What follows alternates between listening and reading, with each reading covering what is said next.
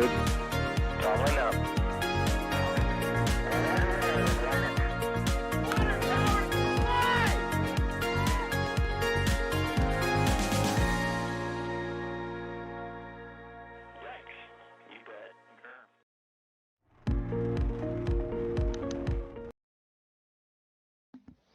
Good evening, good early morning, good whatever time of day it is for you, wherever you are watching from, and welcome to tonight's live coverage of Starship SN4 cryo testing. You are looking at a live shot of Boca Chica, Texas. Thanks to Mary. Shout out to Mary for bringing us another live feed tonight.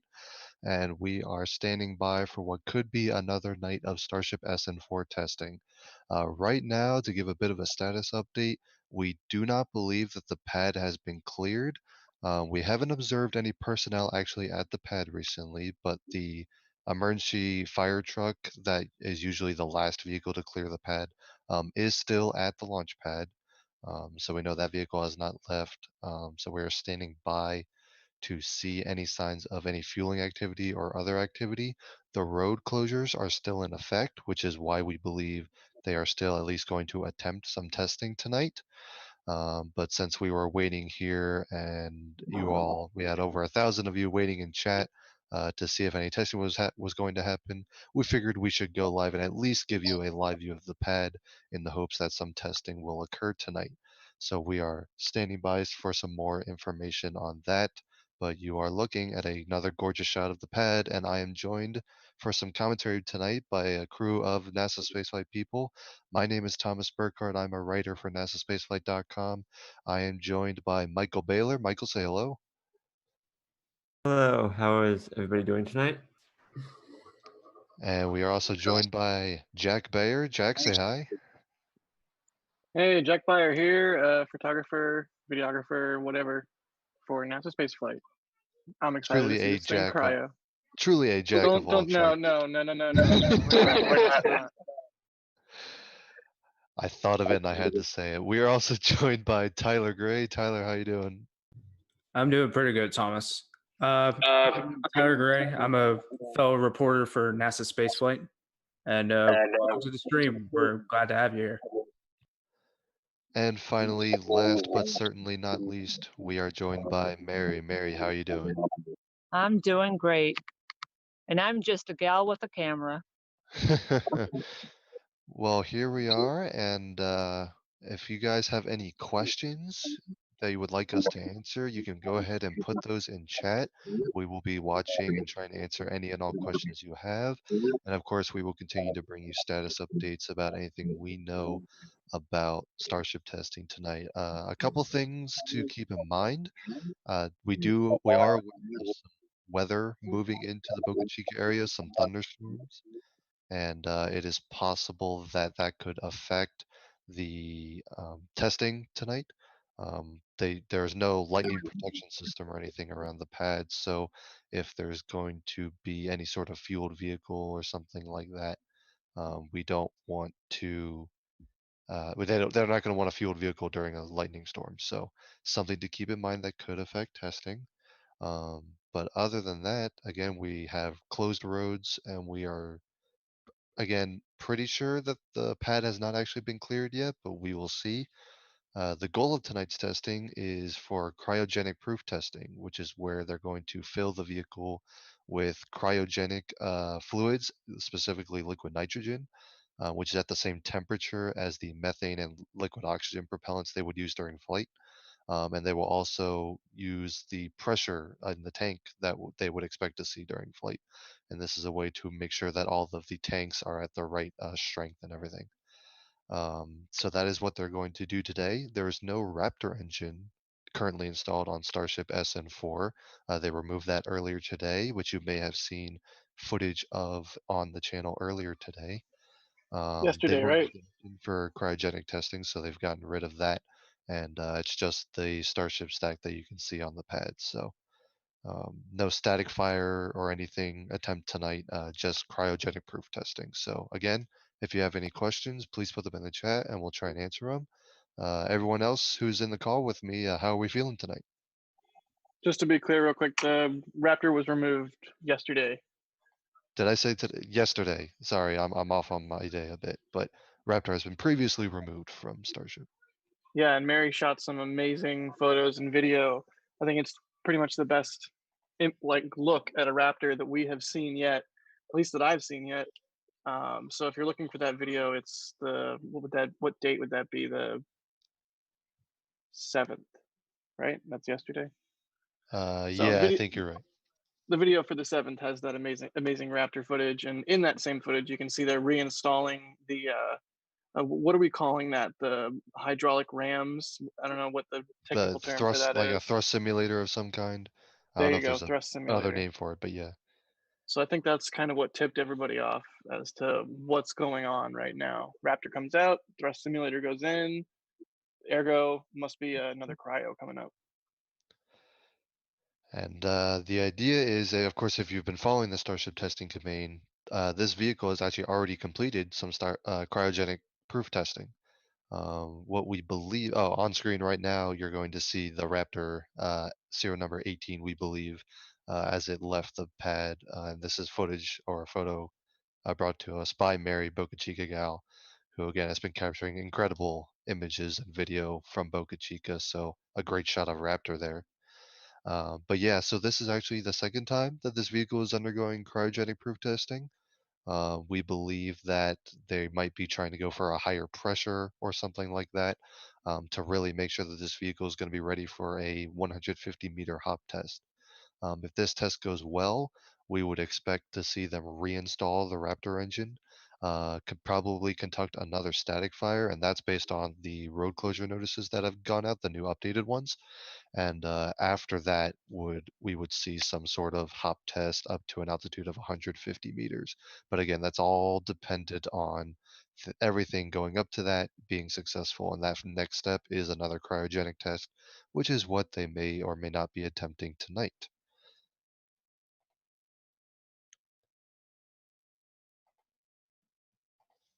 Also worth mentioning that prior Starship vehicles have had some trouble at this stage of testing. Starship SN4 so far has done very well, but we had the Starship Mark III right before they changed the naming scheme, as well as Starship SN1, both and SN3, all failed during cryogenic testing. So SN4 has passed its prior testing, but it looks like they're going to continue doing some more. But it is not unheard of for these tests to destroy a vehicle and require them to bring up the next one. Of course, the Starship SN5, the next in line, is all but complete, not complete finished stacking, but a lot of the hardware is out and about, and it would probably be a very fast turnaround should something happen to SN4. Of course, the preferred outcome is that SN4 passes testing tonight or tomorrow if they have to delay, and continues with the testing campaign. But just some context for those watching.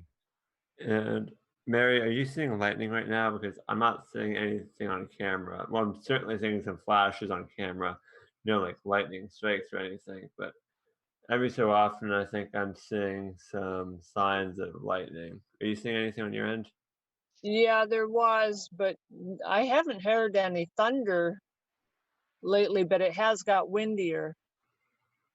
Yeah, and I'm looking at the real-time lightning maps right now, and the thunderstorms are definitely getting closer to the launch site, so we'll have to keep an eye on that. Just so everybody knows who's watching, Mary is safe in a vehicle right now, and if conditions were to deteriorate quite badly, she is able to get to shelter quickly. So Mary is safe right now, just so everybody knows. Just take a look at the foreground. You can see that bright light at the base of the launch mount there. Right below that, you can see some grass or whatever Oh yeah. vegetation that is. That's really getting whipped around by the wind. And then obviously look at the flare stack. You can just tell by the way the fire on that flare stack is getting whipped away from it like that. I mean, it looks like it's really, the wind is really picking up out there right now. And because this is such a new vehicle and such a unique testing environment, we don't really have the normal rules surrounding, fueling operations. If you're familiar with following more traditional launch operations from maybe at Cape Canaveral, Florida, there are very hard rules depending on the vehicle and the mission about what sort of weather launch operations can be conducted in and things like that. We don't really know what kind of procedure SpaceX has in place for, if the winds are out of spec, or, lightning proximity, how far away is lightning okay? If it gets too close, how close is that?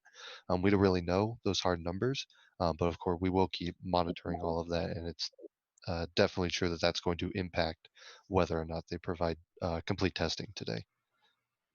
I'm seeing a lot of questions in chat about whether or not they are going to be testing this vehicle to failure. And as Thomas mentioned, they are planning to static fire the vehicle again no earlier than Monday.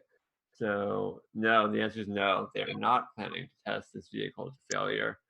If all goes well, they will be attempting to static fire this vehicle again with the Raptor as early as Monday, and then proceeding with a hop to 150 meters after that.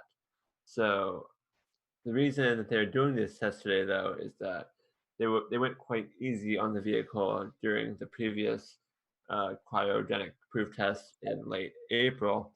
So before they proceed with the hop, they want to be a little bit more aggressive with the vehicle and make sure that they do everything they can to prevent a major anomaly with a large vehicle filled with liquid oxygen and methane on the pad. Because while they may have SN5 ready to go soon, if this vehicle were to explode near the pad, it could do a lot of damage. It'd be quite a big setback. So they're being quite they're doing their due diligence to make sure that they do not take unnecessary risks with this vehicle. So that's why we are seeing another proof test. This proof test will be a little bit more aggressive on the vehicle than they did previously, but it is certainly not a test to failure. Again, the plan is to hop this vehicle to 150 meters if all goes well. Yeah, I see a lot of people online and various places, and even a lot of people in chat as well, seem to be sort of expected this to be destructive right off the bat, which, doesn't seem to be the case, wouldn't be the case. They can still get good data out of this vehicle. Wouldn't really make sense, even if SN5 is practically ready to go. It's not as ready as SN4. SN4 is literally on the pad, ready to go. So it doesn't really make sense to just blow it up for funsies. Yeah, some questions about sort of the broader fate of SN4. We believe that the farthest SN4 will go would be that 150-meter hop test. After that, they're going to want to move to the new SN5 vehicle. And that is the first vehicle that will get the aerodynamic control services, the nose cone, stuff like that, because that vehicle would get as far as a high altitude 20-kilometer hop test, which would be high and fast enough to need those aerodynamic services. When you're going up to 150 meters, you don't need all that, so we're not expecting a nose cone on this vehicle. Although bringing that up, it is worth noting that the vehicle you're looking at right now, while it is huge, is missing a very large portion of the vehicle up top, which is that nose cone. And the fact that this vehicle is actually way bigger than it looks on your screen right now just shows how massive of a vehicle Starship is and how crazy it is. And just to recap, if you're just joining, we are currently almost 5 hours into tonight's testing window, which lasts until 6 a.m. local time. And at this time, some large thunderstorms are currently approaching the area.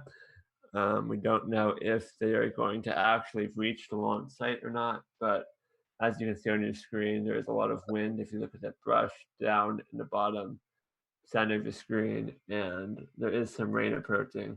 So it will be interesting to see how they handle this. There is no lightning protection system at the pad. So if lightning were to strike in the area,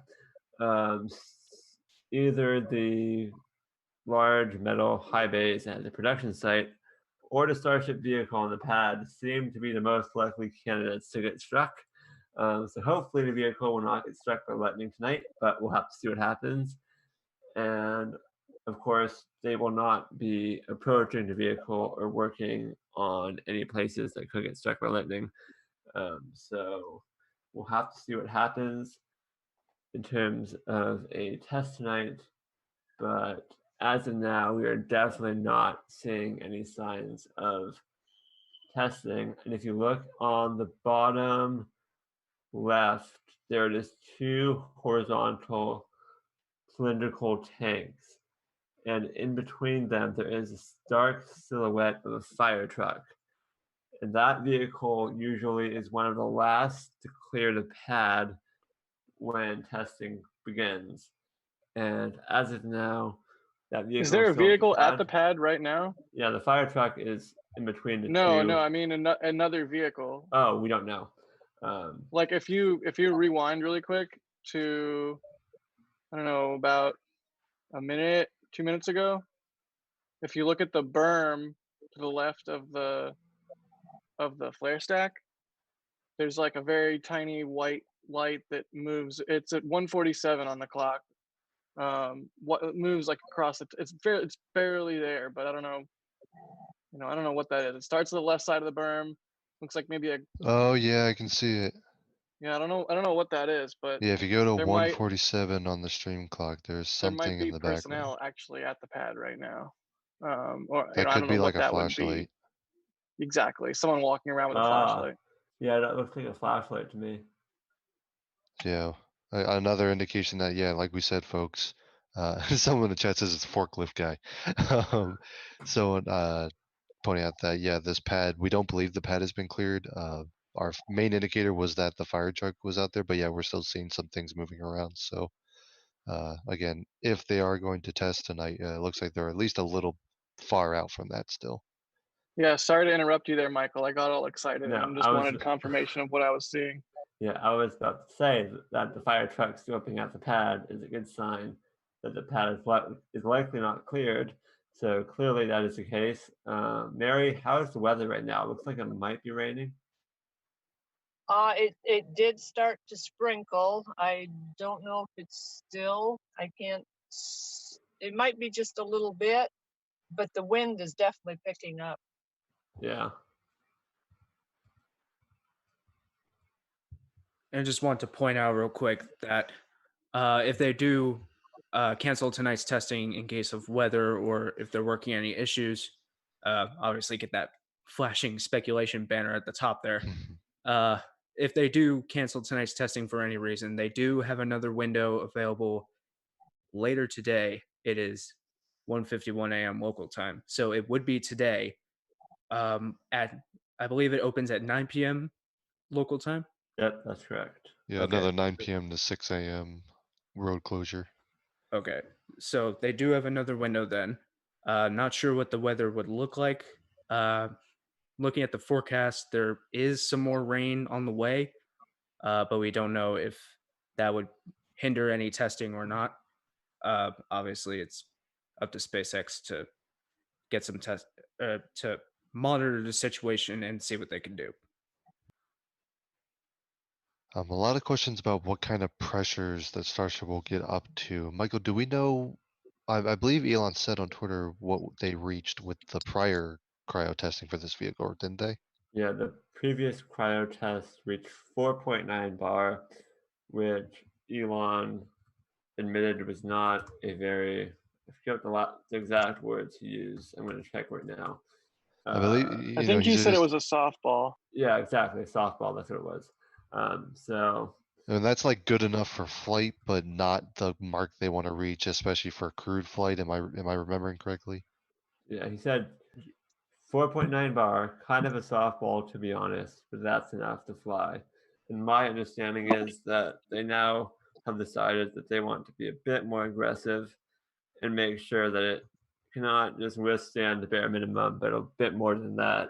And it is likely that the 150-meter hop test, they would prefer it to be pressurized a bit more than 4.9 bar. So that's why they are pushing it a bit more tonight or early this morning. But again, there is not a there's honestly not a great chance that we will see testing tonight given the weather circumstances, but we might see some cool lightning maybe or something as long as it's safe for Mary to still be out there. So we'll see what happens. And the other thing I was seeing in chat is about the number of engines. We still believe that the 150-meter hop will only need the one Raptor engine. So assuming this vehicle does pass cryogenic testing, they will reinstall the one Raptor. As many have observed, that Raptor, when it is installed, is not actually perfectly centered on the vehicle, which is mostly because it's designed to have three Raptors mounted underneath. There is no really central Raptor when you have all the engines on board, but a combination of the Raptor engine's gimbal as well as the addition of RCS thrusters would be able to counteract that, and they'd be able to still conduct the 150-meter hop under a single engine. It's But we gonna be believe, so cool to yeah, I see would it love to leaning see like that. that as it flies. And it'll probably slide off the pad a little bit unless they're really going hard with the RCS thrusters right off the bat. And then, yeah, it would be interesting to see how that works. But What yeah, do go you ahead. think is more Kerbal, Stratolaunch or SN4 firing a 150-meter hop with the off-center engine? Well, so if we're talking about asymmetrical thrust, there are multiple examples. We've got, Atlas 411, which is the like extreme example. Is there anything? Antares kind of does it, but not because of asymmetrical thrust. They do that weird maneuver to get away from the transporter erector. Yeah, the power slide. Yeah. Um, what's more Kerbal though? I mean, Stratolaunch is pretty Kerbal. Let's take apart two 747s and Frankenstein them together and launch rockets from it. Yeah, point taken. I kind of agree with you there. Man, I need to go see an Antares. I can't believe I haven't seen or photographed one yet. I saw one from a huge distance because I live in Pennsylvania, and every once in a while, if the conditions are perfect, you can see the launches from Wallops. So I saw, a light in the distance, but nowadays, I don't even think I remember which Antares it was, and it was a while ago. But yeah, I haven't seen one up close, and I hear that the viewing areas at Wallops are awesome, super close, and an awesome experience. So I got to get over there. Yep. For those wondering why there was that brief camera shake 30 seconds ago, Mary is currently actively moving around some gear in case the rain picks up. So that's all that was. No, she did not fall over. Not yet. Yeah, we're working on. We want to make sure all the live streaming equipment stays dry in case the rain picks up. So we're just making sure of that. But yeah, so pointing out that the single engine for SN4, for SN5, when they're doing that high altitude 20-kilometer flight, that is when we expect them to add two more Raptors, get up to three total, and that would be a three cluster of engines right in the middle. And that's going to be the first time we'll see multiple Raptors firing at once, right? I guess we don't know what they've done on test stands at like McGregor, but at least the first time on a vehicle. Yeah, think about how loud one Raptor engine is, and then imagine three firing close together like that. I'm so excited to see multi-engine Raptor firings. Just from a test flight standpoint, that'll be very interesting to see happen, and I'm very curious just what that is like from a volume or loudness standpoint. Because I'll be honest, from seeing Starhoppers, hops, and firings and everything, I Raptor is loud, but from 1.5 miles, a single engine like that, with nothing for the sound to bounce off of, just open space. It wasn't really. I don't want to say it wasn't impressive, but it wasn't as loud as I hoped it would be. So maybe three together, all firing. I mean, that I'm excited to see what that's like, even just through a video stream. But maybe by that time, travel will be open again, and we can get some people down there alongside you, Mary. CG Fly 1 says 3, Imagine 31. Yeah, that's the. I mean, it's hard to imagine that big an increase. Maybe it'll help once we hear 3, the difference from 1 to 3, and then yeah, I mean, well, so a full starship, like an orbital starship, would have 7, right? Or is it 6? 6. I think 6. Yeah, it would Yeah, I be think 6. 6. I might be an iteration of Starship behind. So 6, and then the super heavy booster, which would be used to launch missions that are going to orbit, 31 Raptor engines. I mean, yeah, that's just crazy. If you are just joining us to just a brief status update, we do not believe that the pad is clear. The emergency vehicle is still present at the pad, and just a couple minutes ago, we did observe some lights moving around. We think there might be a couple personnel actually at the pad right now. So we do not believe that the pad is clear, but the road closures are still in effect. The hard checkpoint's still up, which is why we don't think they have scrubbed testing officially for the night. So we're keeping an eye on all that, keeping an eye on the weather, which may be a factor. No signs of fueling operations right now. And that is again based on the fact that we really do not believe that the pad is clear right now. Yeah, and I'm seeing in chat some people saying, I think Mickle546 says if the security guy leaves, there's no personnel at the pad. And, we don't know that. We see the fire truck silhouette clearly there. We've seen some lights moving around. So it appears that the pad is not clear. I don't believe we've ever seen them leave the fire truck on site for testing and then come back to the fire truck in case of an anomaly. Usually they leave with the fire truck. Something happens, they have obviously all the tools and equipment that comes with the fire truck to then fight any issues that arise. So fire truck's still there equals presumably pad not clear. Plus also around, I think it was, what was it, 147? We saw that light moving around the Yeah. berm by the flare stack there. Yeah, Jordan Cramp in chat. The pad is clear. I'm sorry, Jordan, it's probably not clear. Again, Yeah, we see it the would fire have to truck have there. been a big change in procedure. All of the testing performed before this, the procedure has always been that that fire truck is the last vehicle to leave the pad, and then the pad is clear.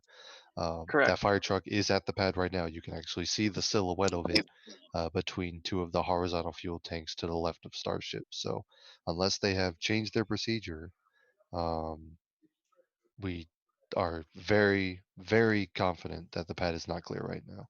And Yeah, that and to is, be clear, they could always change their procedure. They yeah, change things all the there's always time. They that iterate.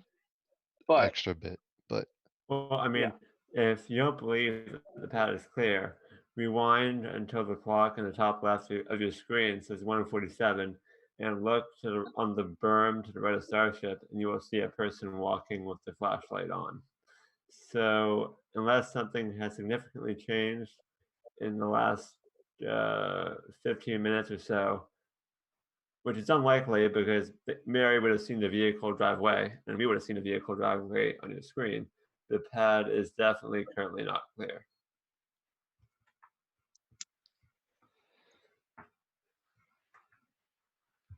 and again, it would make sense if they're not moving into testing tonight, given that the weather system is moving in.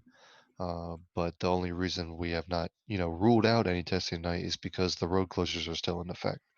Um, Normally, if they decide not to go into testing, they would bring those closures down. So we're staying tuned and keeping an eye on things here. yeah, the road being closed, like you said, is a good indicator that the towel has not been thrown in necessarily for the night yet.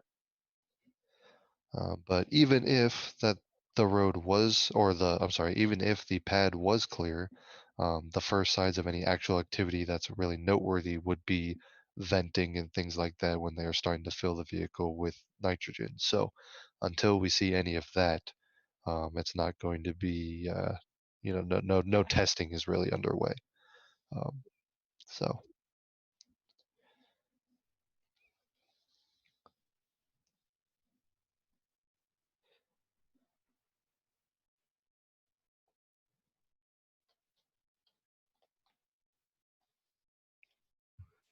Mary, some people are wondering if you are still seeing any signs of lightning.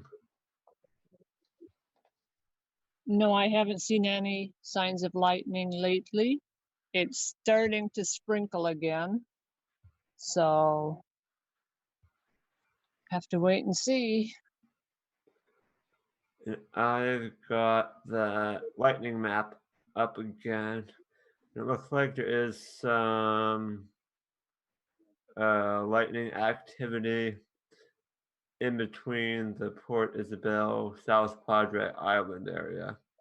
So a bit north of here, but we'll see what happens.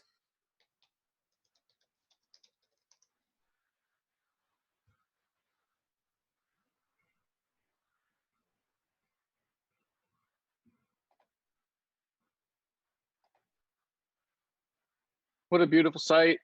Looks like a nice night despite the weather. I mean, we have a nice view courtesy of Mary. Thank you again, Mary. Everybody in chat, hit the like button, give Mary some love. She's out there on a stormy night after filming various stuff all day, after filming various stuff all day the day before, after, and I could keep going. So everyone give some love for Mary in the chat there. And Polymath, thank you for asking. Yes, Mary is at her vehicle right now. So if the weather were to escalate quickly, she can get out of harm's way real fast. So Mary's safe out there right now.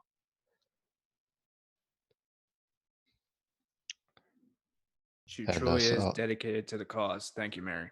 absolutely. And chat is absolutely exploded with messages saying, thank you, Mary. Mary rocks. So thank you, chat. And she really does rock. She is the star of the show here, really. Lyman Cops in chat says SN1 flew without a Raptor, and I chuckled quietly to myself. We did see the unintentional hop test of the SN1 bulkhead. If Which is SN1 again, can fly without a Raptor, anything's possible. Lightning. and there's some lightning on the screen. There was some lightning, yeah. And we just had that was cool. We just had a super chat saying thanks, Mary, from Jala J. Thank you so much for the support. The entire team and Mary greatly do appreciate this.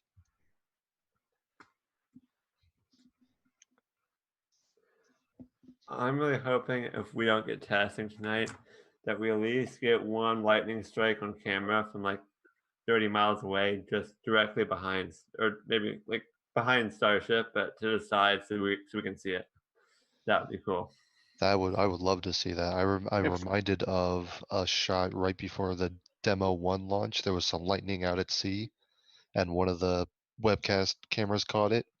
Yeah, I remember that. Yeah, I'm like imagining that, but Starship. If we get a good lightning shot, I will make a zoom background out of it. Now, will it be a still image, or is it just going to be the lightning strike over and over again? No, I'll do like 10 minutes and with the lightning strike at some point in it.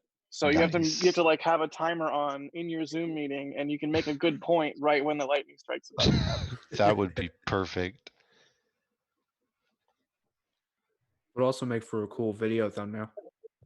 That's true. Yeah, when we upload the VOD of this, if that happens, we gotta make that the thumbnail.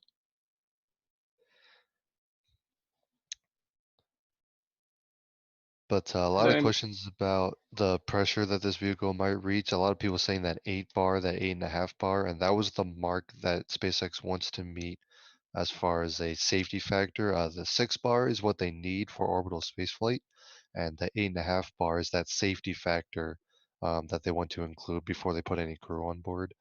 We don't know if that's the mark they're going to reach tonight. Again, they reached 4.9 with this vehicle previously, but with this second cryogenic proof, we don't know if they're trying to get just closer to that or all the way to 8.5. We don't really know. But hopefully after the completion of such a test, Elon usually goes on Twitter to let us know what pressure they did reach. So stay tuned post-test to see what they reached.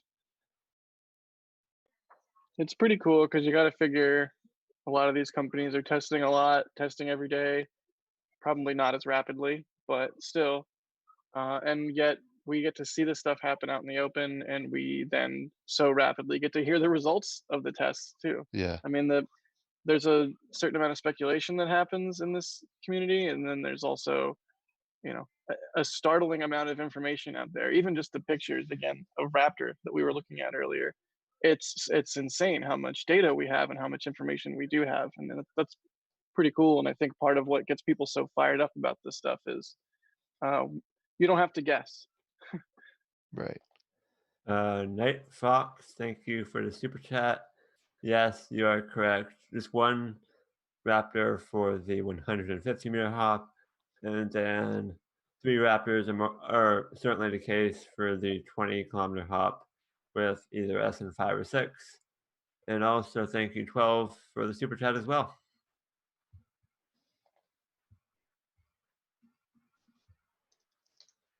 Yeah, it goes without saying that the super chats directly help us do what we do here and help Mary do what she does out in the field to bring you these images. I hate to be a broken record, but I know we push insane amounts of data up every time we do one of these streams, and that data Yeah. isn't cheap. Dot Mary's running cited what? the other day. It was 18 gigs for one night of testing, right? Yeah, exactly. And what we're running 4 modems, 5 modems. I mean, Yeah. it's madness. It's we're not playing. Oh wow, look at Yeah, that. I was just saying a lot of lightning right there. Yeah. I also saw a light behind what looked like behind Starship, and I thought the drone might be up, but then it was darting in and out. I think it's just a bird flying around the launch pad.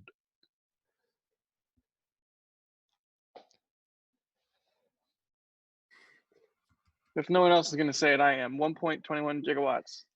Oh yeah. Jeez.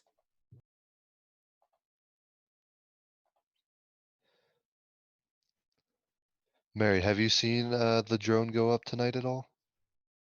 Earlier, yes, it was up. Do you think it's up right now, or has it come back? Yeah, I don't see it up. I doubt if it's up right now. Gotcha. Yeah, I'm looking at the location of that lightning activity we just saw, and it looks like it was unfortunately just slightly too far to the right to get us that nice bolt behind Starship, but it was close. Leo, Yeah, take it away, go for it, Thomas. Michael. Oh, you got it. All right, Leo, thank you for the super chat saying thanks for the live feed. That Elon should name one of these starships Enterprise. That would be a good name. I know he's mentioned that the first one to carry people to Mars will be Heart of Gold, right? Yeah. Yeah. So I think the plan is to eventually start naming starships. Don't know. I'd probably not start naming those until they're at least going to orbit. But hey, Enterprise is a good name. Michael, we have a request in chat for you to post the live lightning map into chat. Oh, yeah, I can do Big that. flash there. Wow, look at And that. we got lots of lightning behind Oh, it. wow. So we will briefly bring up the lightning map because we don't want to cover I'm up. gonna- Because I'm if a gonna bull put it in- happens while we have the map up, we're going to be I'm putting really it in upset. chat. I'm not going Oh, to. there we go. Yeah. A link in chat for those who want to check out the lightning map.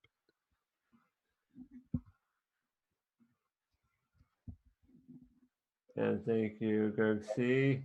Elon should name one Boca Chica gal or Mary. I think that's a perfect name for a starship. How about you, I Mary? wholeheartedly agree. I agree 1000%. That would be an That honor. yeah, it would be fantastic. That would, I mean, yeah, I that's such a good idea. I'm kind of glad we went live because this lightning activity is kind of. Oh wait, is it venting? Is it where? It's If it is venting, it would be venting directly towards Mary. it's venting. It's venting. It's definitely venting. It's venting. is. Oh boy. Yes. So cryo test is happening during a thunderstorm nearby. Wow. Well, you know, this is Boca Chica, Texas, Michael. This is kind of the Wild West of rockets, and that's part of why we love it. And I'm so hyped up. I don't know if you can tell, but it's definitely not Cape Canaveral. It's definitely not Kennedy Space Center, and clearly the same rules do not apply. SpaceX is all about rapid iteration and testing, and you know, this is there. Look, it's venting from both ports. It looks Yeah, like I a can see it standard now. pre-fill purge. Okay. I'm excited. And yeah, so a lot of people pointing out that guess we were wrong about pad clear. That fire truck is still in frame. Um, we were talking, before we went live about, they're not loading propellants, they're only loading, cryogenic nitrogen. So there's not a whole lot of flammable stuff. But there's always the chance that, if something goes wrong, something sparks and catches something else on fire, which is why we all thought, maybe think it would be weird to not bring the fire truck out from the pad for even for cryogenic testing. And in the past, that fire truck had been there, um, or had not been at the pad and had been brought out for cryo testing. So this is what we're observing as a change in procedure, right? Or, I Yeah, and mean, I'm still wondering what the heck that light that we saw walking around was. I Whether it think was it was a somebody on a person. golf cart, but Mary should have seen a No, vehicle well, leaving. what I'm about to say is that the person we saw walking probably went. They sometimes have crews evacuate to the beach and watch from the other end of the road. Got it. Well, I guess that would make sense. And it's I mean, also I think we sufficiently hedged in saying that we were pretty sure the pad was clear, but we Yeah. weren't positive. But we were pretty sure, given that this would be a significant deviation from what we've seen so far. So clearly, it's a significant deviation from what we've oh seen so wow, far. look at that lightning. Oh Oh. yes. And that's why we were so assertive with that. Wow, what a view! That's why we were so assertive with that, saying that the pad was not clear. This is just not something that we've seen them do yet.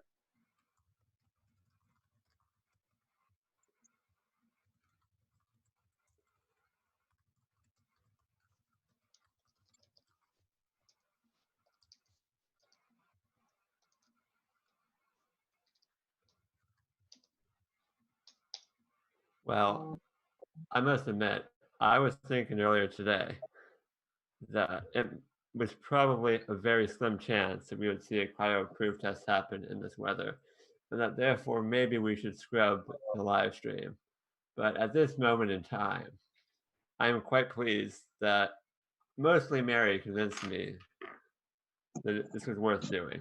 Because Mary said she was not going to leave if we canceled the live stream. So there was no point in canceling the live stream if Mary was going to be out there anyway. So here we are. So the chat can thank Mary for making us all decide to stay up, because that was clearly the correct decision. We can all suggest to Michael that we go live any number of times, but once Mary makes the call, well, Mary's made the call. Mary's the real boss around here. As Yeah, she should be. And that venting has just stopped. I saw them close the valve there. We would expect to see some frost on the outside as they fill with the very cold nitrogen. So that would be another sign we can look for as testing progresses. Chat's blowing up with thanks for Mary. As it should be. Yeah, and thank you everybody for doing that. We really do appreciate it. And I know all of us, whenever we're covering something, people appreciating it is partly what fuels us. It's the excitement of seeing something brand new. It's the excitement of sharing it with everybody. So thanks for watching along with us, and thanks for coming along for the ride.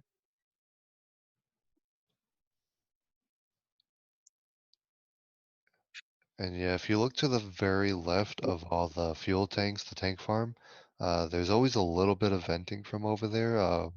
That's probably from some sort of, storage tank or something that's just kind of constant venting. It's not really a sign of fueling activity or anything, but if you're seeing that, that's what that is. You could see it just above that leftmost horizontal Yep. tank, just above there. But the very exciting thing is the venting from the vehicle itself. Oh yeah. It's so interesting to me that they would leave the fire truck at the pad, given that when SN3 did the crumple pop, the Tesla battery on top fell to the ground, caught fire. So, hopefully, I know we all hope that doesn't happen again.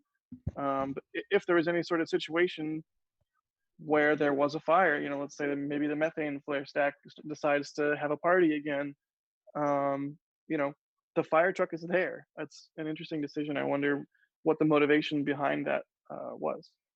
Maybe it's broken down. I'm just kidding. Ooh, Wow. Keep seeing some lightning. Sorry, I didn't want to interrupt you, Jack. Michael, you can interrupt me at any time. I'm just speculating wildly over here, as usual. We're just gonna keep ooh and eyeing the lightning over here, so don't mind us. We're all like, crossing our fingers and looking for our lucky rocket swag to, pray to that some lightning does something cool behind SN4 here, so we get a nice view of a bolt behind it. How cool would that be?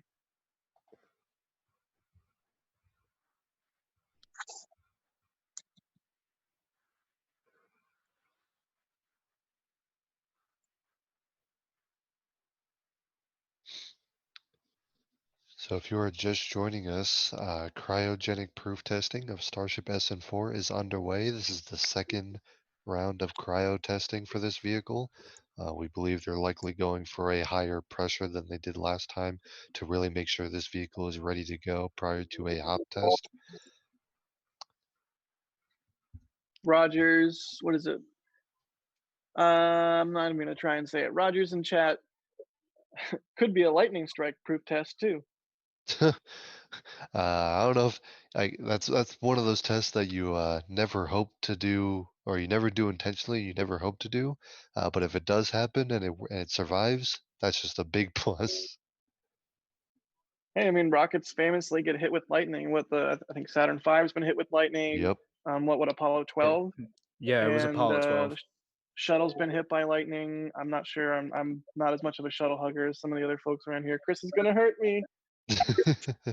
If it happens, just SC docs.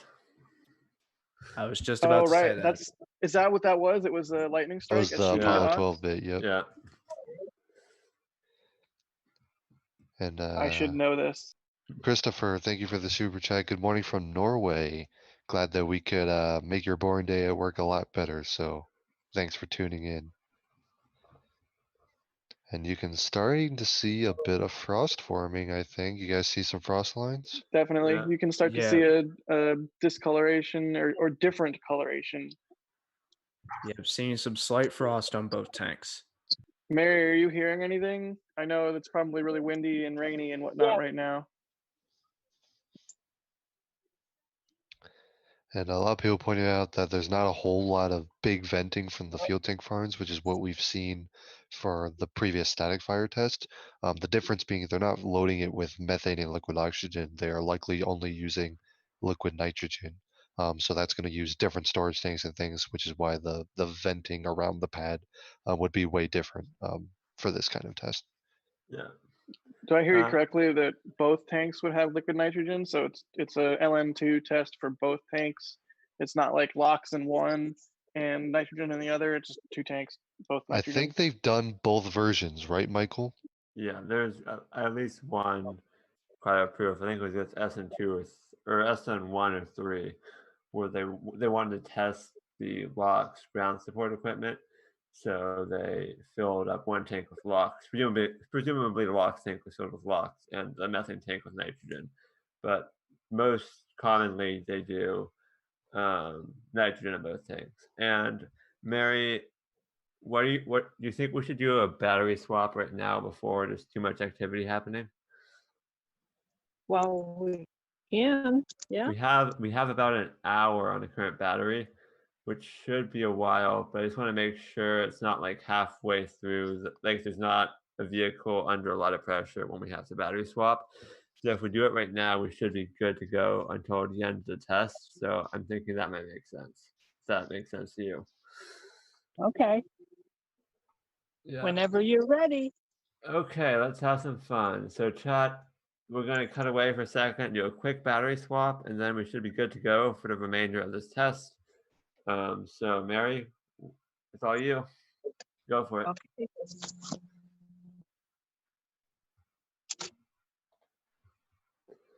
And again, we will be back momentarily.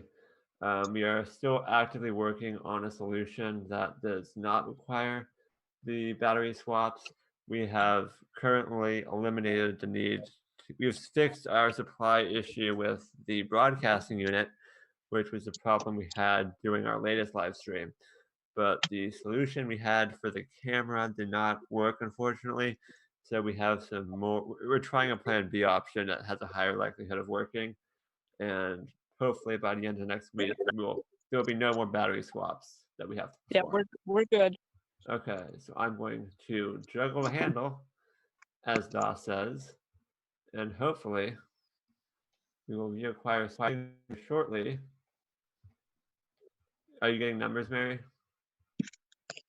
Well, let me see. It says ready. Okay, press the power button once.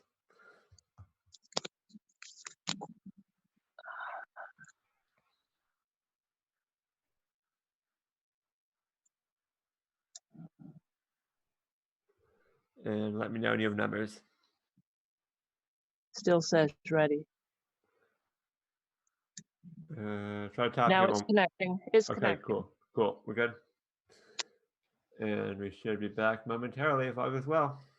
Thanks everybody for your patience. As Michael was saying, we've already got the equipment to solve this battery swap And issue. we're good. We're live. Back. And you should be getting a picture back here shortly.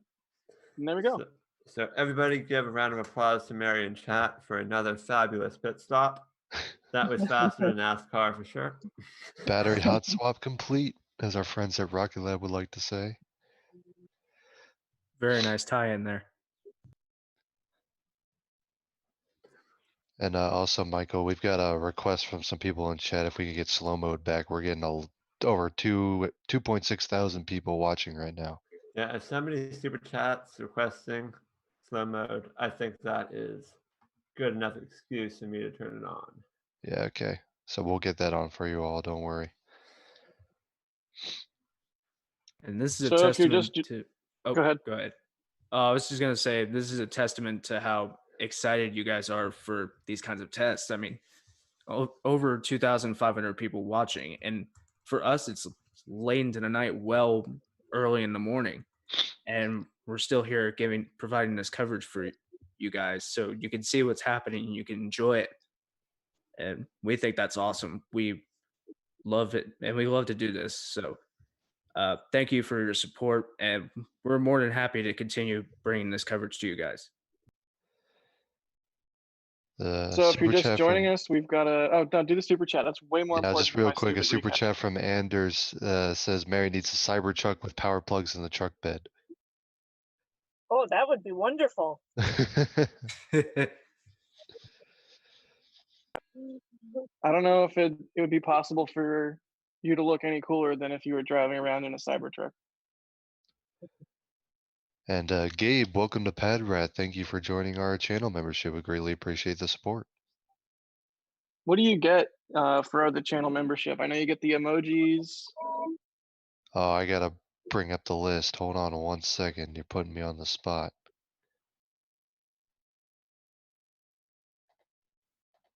I don't think we've like spelled it out ever, or if we have, I don't remember. I think if you off the go top of to my the head. membership page, it'll tell you everything, but I am more than happy to click through and get everything. Okay. Let's see. So yeah, the PadRat membership gets you the badges you're seeing in chat, as well as access to a bunch of custom emojis that you can use in chat, as well as some brief status updates that we put out every once in a while. We also have the Red Team membership, which gives you access to all of that, as well as exclusive members only videos and live streams, which are periodic here on the channel. We also have the Capcom level, which gets everything that I've just listed, as well as access to an exclusive NASA Spaceflight Discord server, which I know there's a lot of interest for. And then there is the Launch Director level, which gives you everything below it, as well as your name in the credits of our weekly NSF Live news show every Saturday night. And then there is also the Flight Engineer level if you want to go above and beyond showing your gratitude to the channel. We greatly appreciate that. But yeah, lots of very cool benefits if you guys want a new way to show your support for the channel.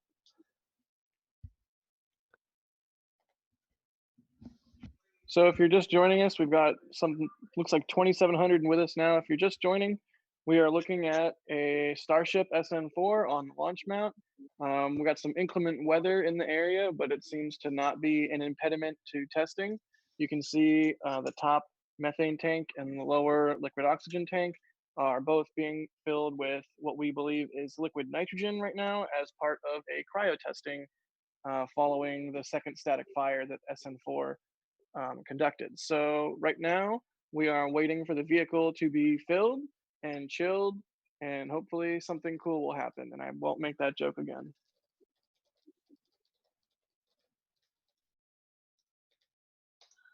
Like something cool because it's cryo.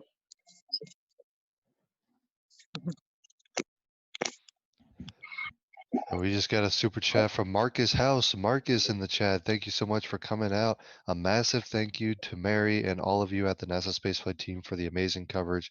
Every single one of us massively appreciates what you are all doing. Fingers crossed here we have a successful cryo test. Onwards and upwards to the 150-meter test flight. Marcus, thank you so much.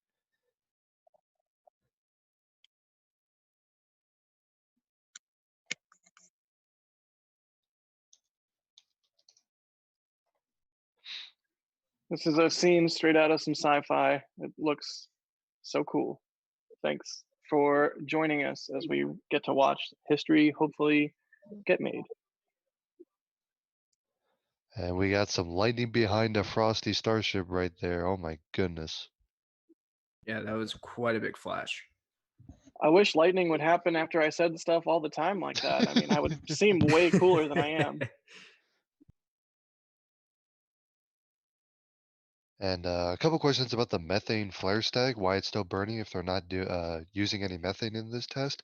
That is just part of their normal methane storage system. Even when they're not fueling any methane, that flare stack is still active to keep their stored methane on site stored properly. So that's a constant thing at the launch site.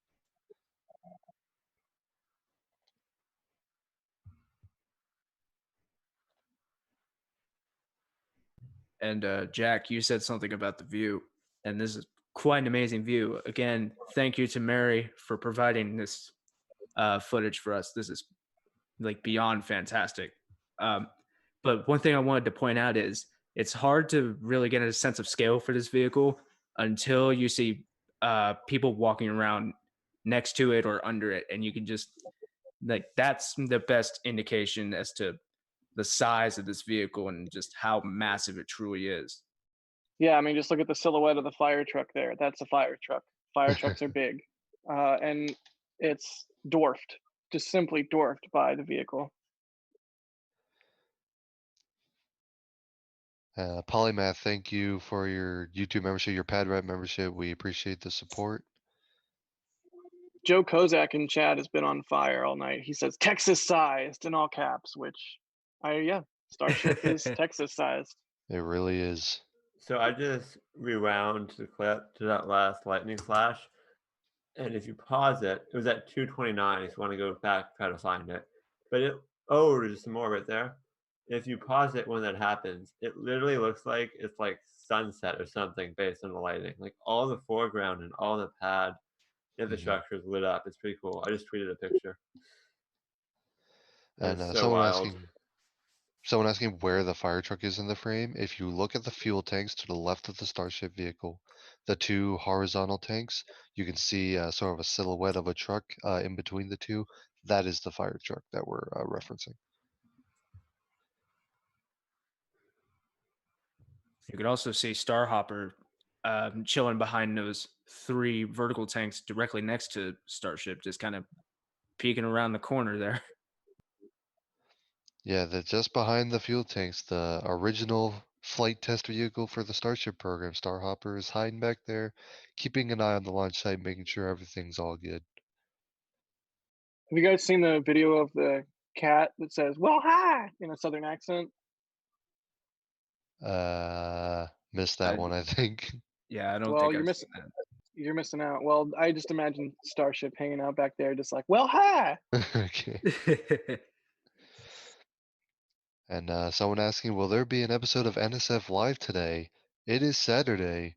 There will most certainly be an episode of NSF Live later, much later. We're talking about 5 p.m. Eastern time tonight.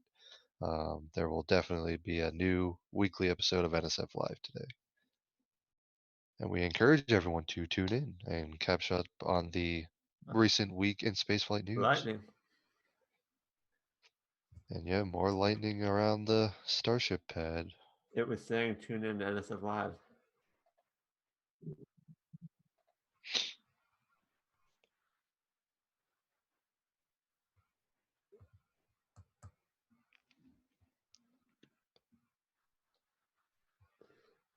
Yeah, someone is, who's that? Yeah, someone's recommending that we get some annotation tools so that we can point stuff out. That would be really cool. I would like that. I know DOS can currently annotate on his computer window, but we don't currently have a way to draw over a live feed coming in. That would be pretty neat. I would like that. Yeah, you may have noticed that our good friend Das, who usually handles the hosting for these live streams, is not here tonight, although I think he's still lurking in chat a bit. But we're working a slightly different setup today. I did see him posting in the chat earlier. He's Unfortunately, always in the chat plugging his bluebirds. Yeah, those Bluebird streams, it's He's- all he talks about these days. he's always finding a way to plug his footage. And yes, for those asking in chat, Mary is also recording locally that high quality video that you are used to seeing on our channel, those daily uploads. Yeah, Mary is still recording that even while we're live streaming. So.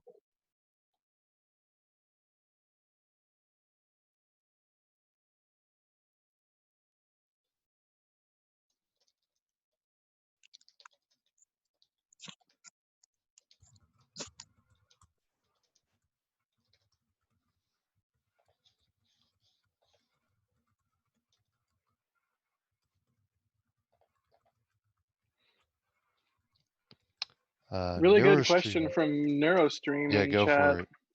Are the horizontal tanks optimal for storing certain types of fluids? I Do wish we I know knew. which ones are which? Mary, do you know? Do you happen to know which one is which, or have you happened to see a certain signage on either sets of tanks? It seems like where the horizontal ones are, that's where I've seen the methane truck. And the tall ones on the left are where I usually see the liquid nitrogen.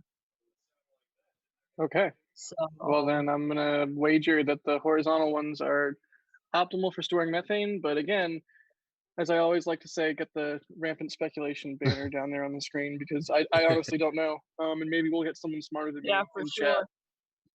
I'm And that's pretty, I mean, don't quote me, but I'm pretty sure the horizontal tank on the right is at least methane. I believe that one was stored on site in Boca Chica for a while until the Starship activity picked up. And I think the one on the left might be liquid, the horizontal tank on the left might be liquid oxygen, but I'm not positive. I could easily be wrong. Look at that flare stack. Look at the flare stack. It's pulsing. Yeah, flare stack's pulsing a little bit. That's always a fun sign. I mean, it's not.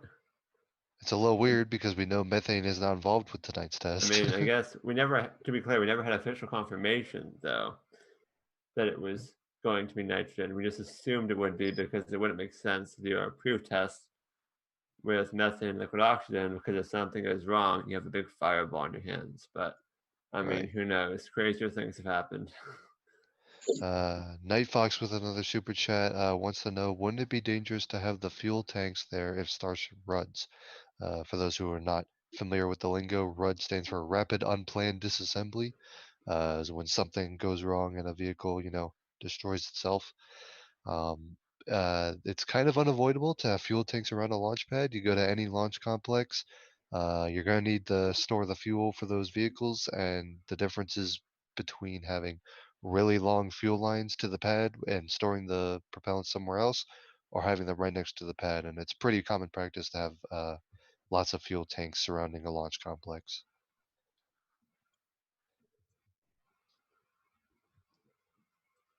Is It someone may seem asking? silly, but oh, go ahead. No, go. Someone asking if any of us know Morse code. Wonder if the flare stack's trying to tell us something. Nope. I wish I did know it though. Anytime I've tried to learn. It's like my eyes gloss over. Yeah, I've tried a couple times and I'm not fast enough to keep up with like people who are really good at Morse code. So what I was going to say is one of my favorite parts. I know I say a lot of things are my favorite X or Y, but it's true.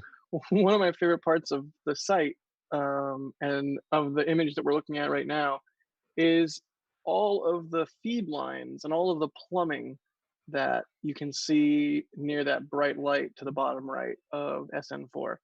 And from different views and angles we've seen and views of that whole entire system, I mean, it is just a spaghetti. I was gonna say spaghetti nest. Is that? Yeah, that's a good explanation. Good description. I don't think anyone. Yeah, it's a spaghetti knot, whatever you want to call it, spaghetti nest of piping, and it's just so complex. And I forget where I've seen this said. I'm sure it's an age-old thing to be said about rockets, but it's really a plumbing problem. So I like to admire that network of pipes down there, just because it's an intense. That itself is an intense amount of engineering that had to take place. 12 time 12. Thank you for the super chat. We greatly appreciate all of y'all's support to bring you these live streams.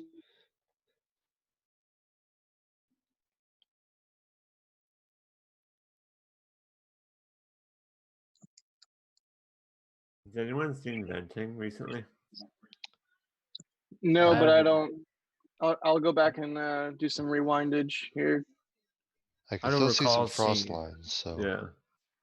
Yeah. Well, to me, just looking at it, it appears the frost has been receding slightly or gotten fainter. Haven't seen any venting, but it appears to me right now that the frost has gone away a little bit. do we know for cryogenic testing when they're only flowing nitrogen, do we have any signs of detanking we should look for? I Like think, I I know think it would during just be a lot of venting, but okay, there wasn't a lot Yeah. of. It hadn't been fielded very much beforehand, so it may Right. not have been very obvious that they detanked if they did. But we have in previous cryo tests, the level of thrust has typically go up and down throughout the test. So I don't think there's anything definitive yet. Yeah, I know in our past static fires we had that telltale sign of the two vents up top both doing heavy venting, which was usually a sign of detanking. A little bit of a different procedure for nitrogen ops though.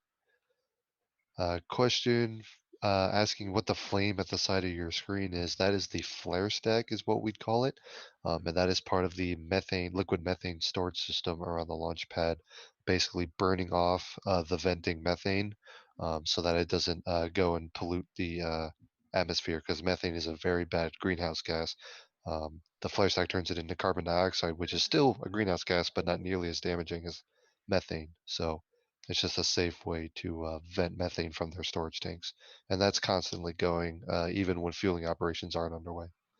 Ooh, lightning. Yep, more Yeah, lightning. some flashes there. Still haven't seen a lightning bolt behind Starship though. So I'm hoping to hoping. get that soon.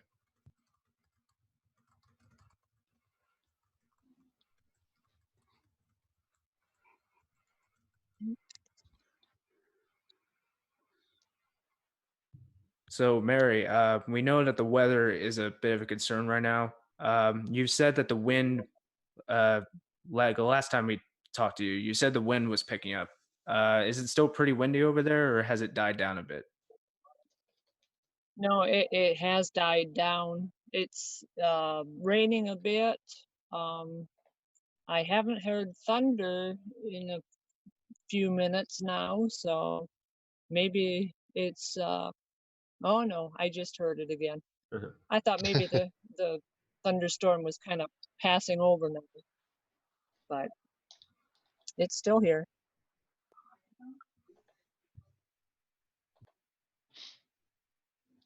If you are just tuning in, I should give another status update to what we're looking at. First, quick super chat from Sam checking in from the UK. Thanks for doing this. Thanks for tuning in, Sam. We greatly appreciate your support. What you are looking at is a live view of Boca Chica, Texas with the Starship SN4 vehicle, which is currently undergoing a second round of cryogenic proof testing. They're using cryogenic liquid nitrogen, very cold liquid nitrogen, to test the tanks aboard Starship at their flight temperatures and flight pressures. And this is just another step they want to take prior to an additional static fire and hopefully a 150-meter hop test. There is no Raptor engine installed on the vehicle right now. They removed that earlier this week. Um, and it's just the fuel tanks you're looking at basically. So no static fire or anything tonight, no engine test, but a cryogenic proof test, which is currently ongoing in Boca Chica, Texas.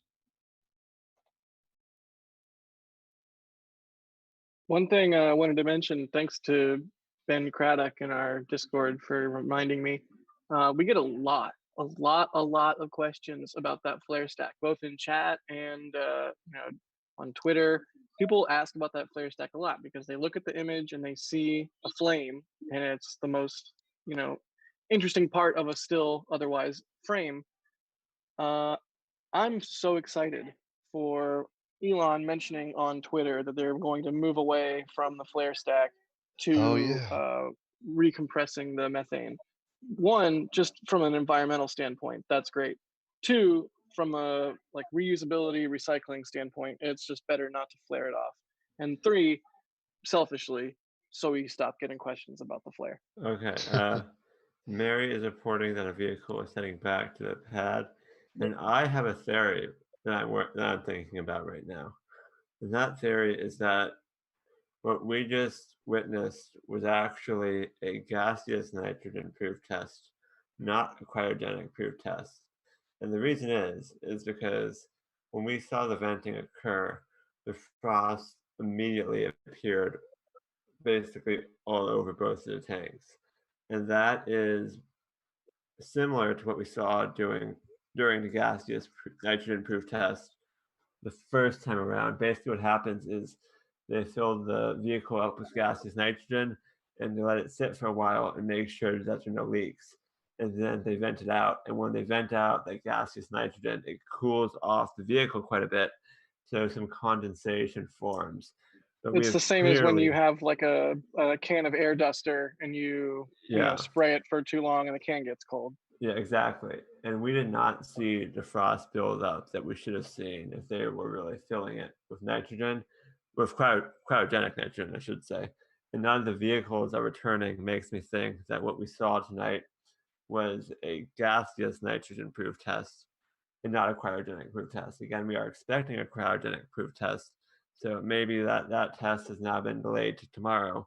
But it certainly appears that no cryogenic nitrogen was put into the vehicle unless they aborted very early on.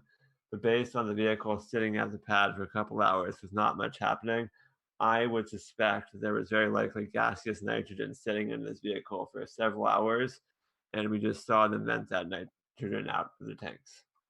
That would be very possible, and would definitely make sense if they saw, especially the approaching thunderstorms and things like that.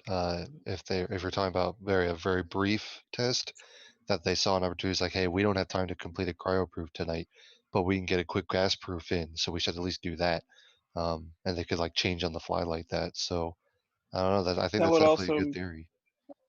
make sense in the context of the fire truck still being there. If you're only going to do a gaseous proof and you're checking for leaks, then you're not expecting the potential for a destructive test to be there as if it had been a cryo to a new pressure. So That is also that true. makes a lot of sense. But yeah, for those just tuning in, we did just see some vehicles return to the pad, so we can now 100% confirm that the pad is not clear. But it looks like they may have completed some sort of test. We did see the tanks chill up a bit, so they clearly loaded something. Might have been gaseous nitrogen, might have been a very little bit of liquid nitrogen that they then stopped filling pretty quickly. I think we're gonna have to wait to check on Twitter and see if what SpaceX CEO Elon Musk has to say about what they completed tonight.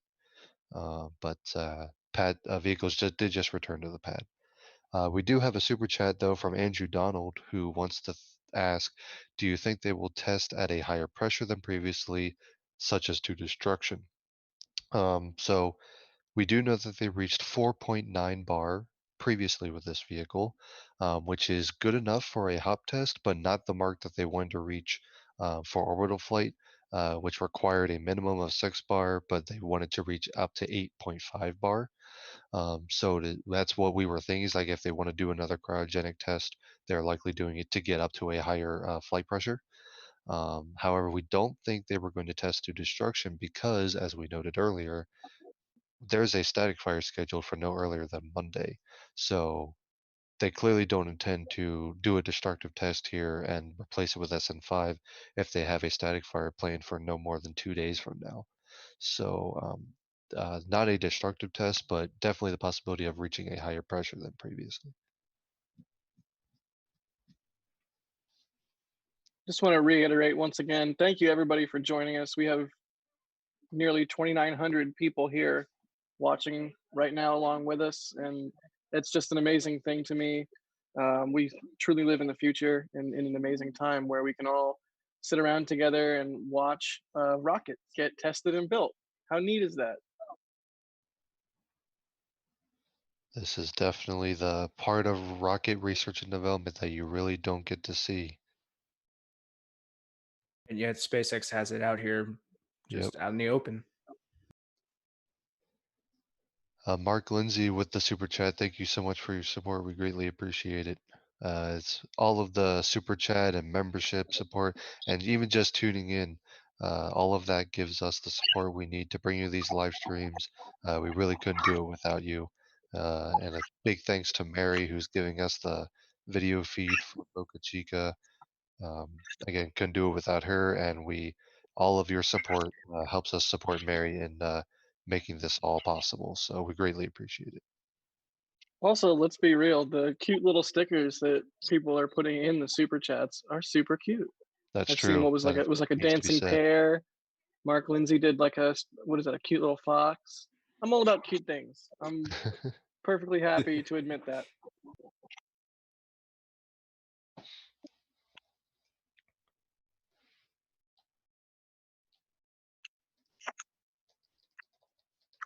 Okay, so what are we all thinking in terms of the live stream? I was about to ask that in our back channel, but we can talk about it right here if you'd rather.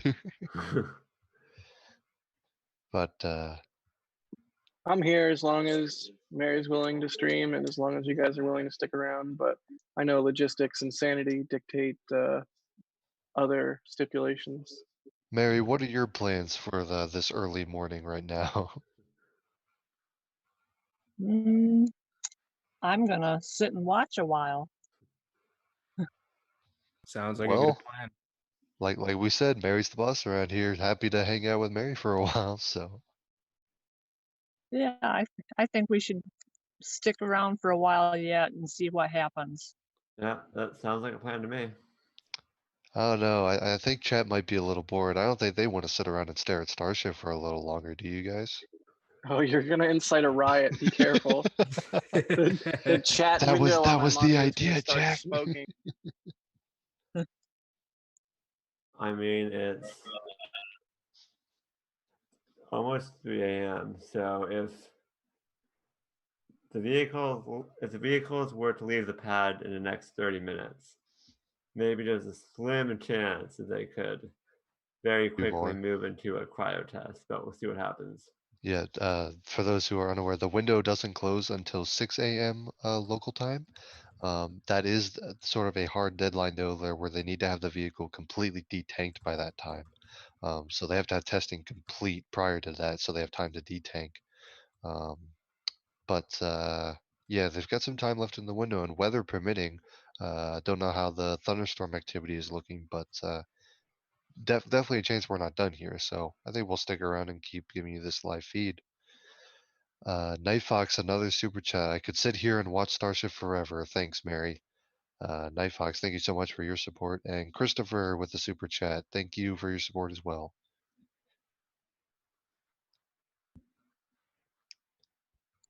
And in case they do not get to full cryo testing tonight, they do have another window available starting at 9 p.m. later today. So testing is not over for today, although it would be much later in the evening.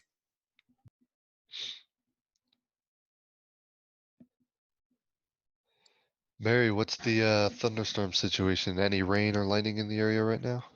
I can still hear the rain, but I haven't heard thunder in a few minutes now, so hopefully it's gonna pass over and I don't know. The view's great anyway. Absolutely. Haven't seen any more lightning bolts. Which is unfortunate Right. because we were really hoping for a big bolt right behind Starship. Come on, Thor, give us something. Andrew Ardill in chat says, recap of anything that has happened, any news to report, just checking in today. Hey, Andrew, thanks for checking in. We have seen what appeared to be, I don't know if it would be appropriate to call it an ambient pressure nitrogen correct. test. Room Some sort of proof temperature. test. But yeah, some sort of gaseous proof test, not a full cryo. There was venting from the vehicle. It iced up a little bit, like Michael was mentioning. Not unlike a can of air duster or any sort of other aerosol can. It's just physics. When you vent out the gas from a can like that, it cools down. What is it? What is a chemistry equation? It's like pressure, temperature, and volume. Oh God, it's been a long time. Can you tell? So, so we saw that test happen. We saw some vehicles return to the pad, and we are now currently waiting to see what happens with those vehicles. Perhaps they will leave the pad again shortly, and they'll proceed into a full cryo, or perhaps they will stay at the pad, and we will be slightly disappointed. But as Tyler was just saying, there is another window later today because it is in the morning now of the, looks at his calendar, 9th. And so on the 9th, I think, what did you say, Tyler? 9 p.m.? Was that the start time? Yeah, the start time is 9 p.m., so later this evening. So again, if they end up leaving the vehicles at the pad and work continues tonight without heading into a cryo, this morning without heading into a cryo, then tonight at 9 p.m. on May 9th, in case you're listening even later or earlier. You know what, I'm just gonna stop talking. There's another window in case they don't do it tonight. Yeah, and Chad is pointing out that there are some people walking out of the pad right now. I see them too. If you look kind of below the rightmost horizontal tank, you can see some figures walking around. But again, the gaseous nitrogen test explains why the fire truck was left at the pad, because basically the worst thing that can happen with a gaseous nitrogen test is really that the vehicle just sort of maybe slightly pops and falls over. It's not going to have quite the same amount of pressure as a cryo test. So I don't think the fire truck was in any significant danger where it was, which is why they left it at the pad. Rita, the sci-fi fan, thank you so much for your super chat. We greatly appreciate the support.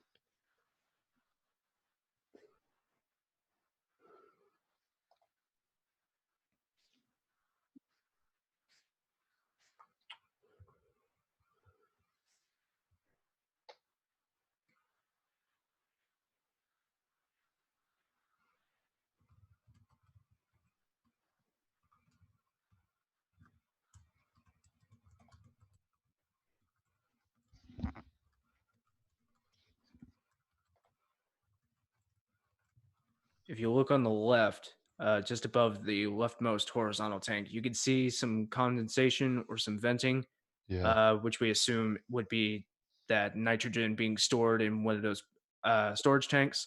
That has been ongoing for a while, but we don't, with people at the pad, we don't assume that they would be filling Starship up with liquid nitrogen for cryo tests. So yeah, there's always a little bit of venting from the very left of the fuel tank farm, so that's not an indication of any activity going on or anything. But that is, you may be seeing that and thinking that, but that's a pretty constant thing that you can see from our vantage point here.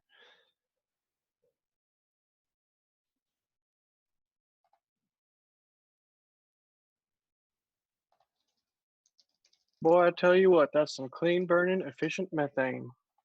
I did see, I saw Levi in chat mention that by law they actually have to keep the flare stack around, and I think what Elon mentioned when they wanted to recondense it, that doesn't necessarily mean they'll get rid of the flare stack.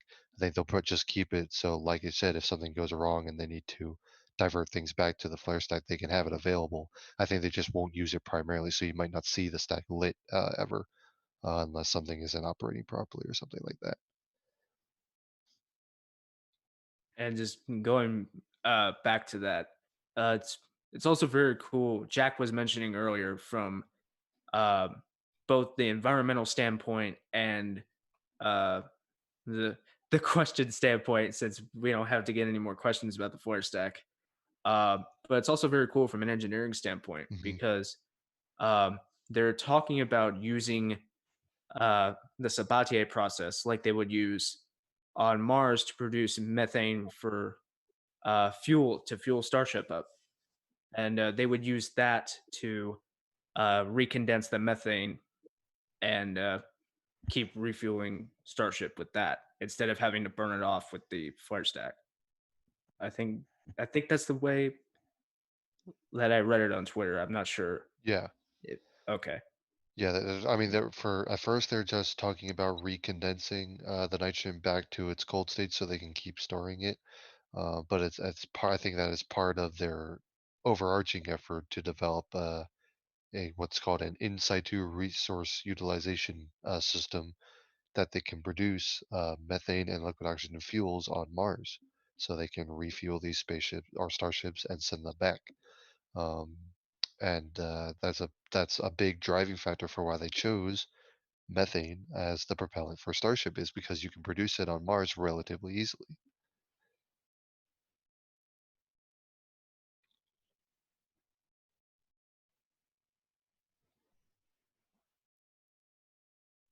What's the part called in Kerbal? Like a Convertitron 250 or something?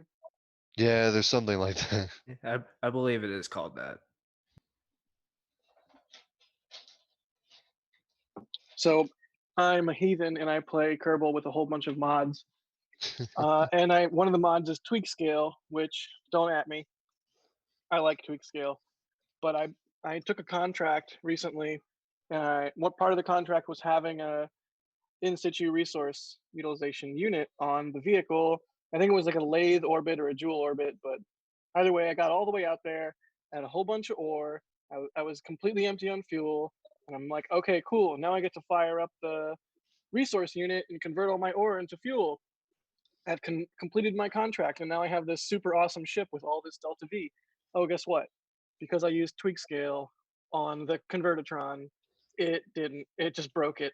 Oh So no. I just had a basically useless, gigantic space station. Anyways, I'll stop talking about Kerbal.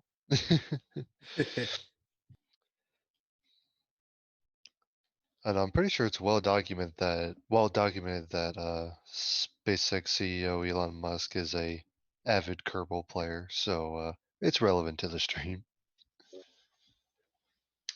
Although Kerbal in stock form should not be used as an analogy to real life rocketry. I honestly physics, would. although I would love to see the kind of rocket Elon would make in Kerbal.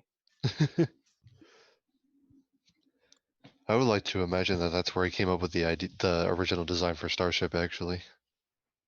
Playing Kerbal one day. I wish I could do a good Elon accent, but he's just like, it just needs more struts. more boosters. And if it's not more struts, it's more boosters. Yeah, exactly.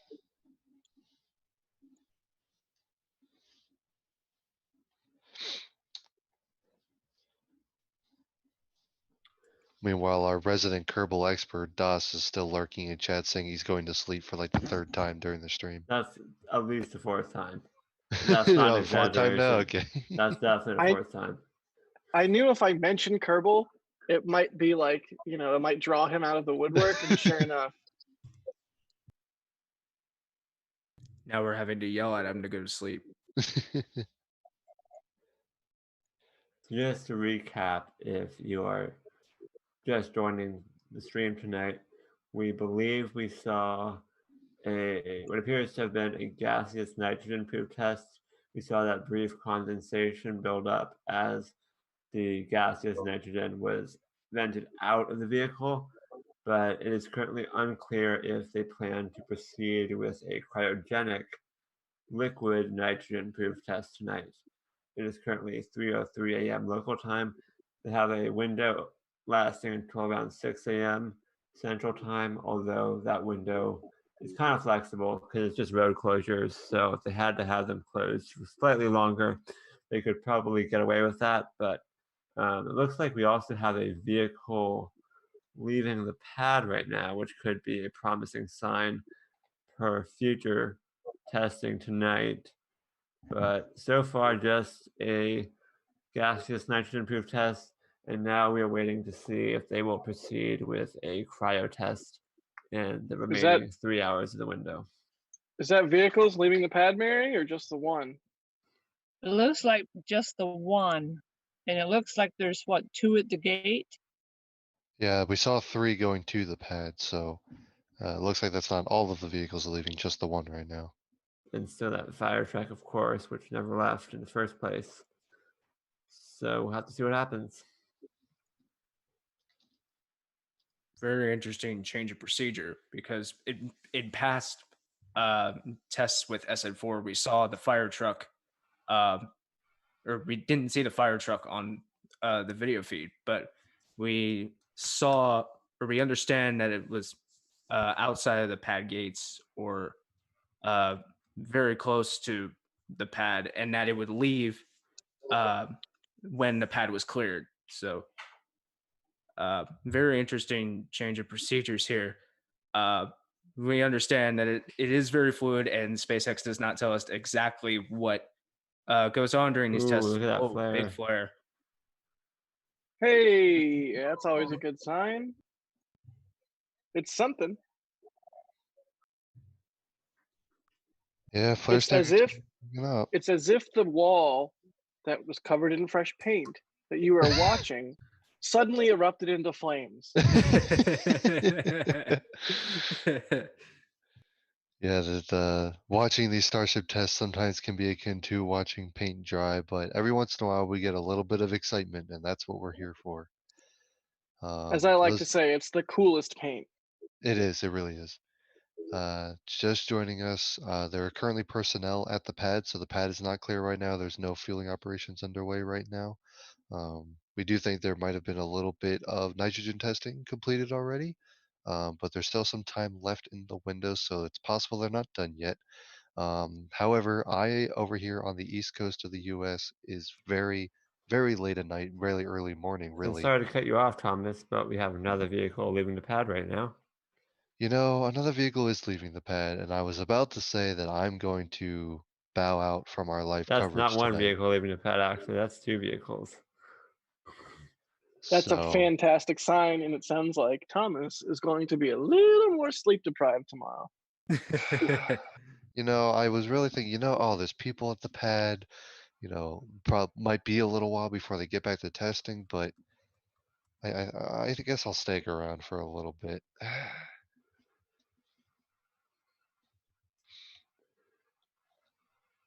I know I say it a lot, but what a cool shot. What did you say, Jack? Gorgeous view. What a cool shot. What was that again? What a cool shot. It is indeed a cool shot. And thanks to Mary again for being out there deep into the morning, capturing this footage for us, or capturing these events live. It is now 3:07 a.m. local time.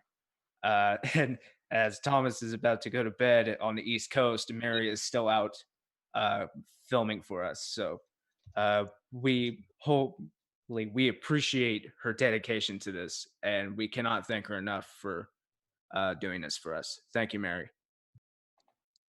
And to be very clear, when the pad is clear, I'm staying up. So I guess I'll hang out. It's really hard. Right? It's really hard. I can only imagine like being there in person, but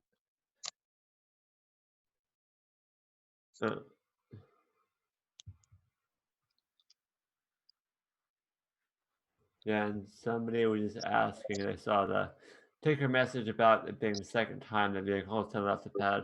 Again, if you're just joining, they have so far completed what was believed to have been a gaseous nitrogen proof test. We are now waiting to see if they will proceed with a cryogenic proof test of some sort.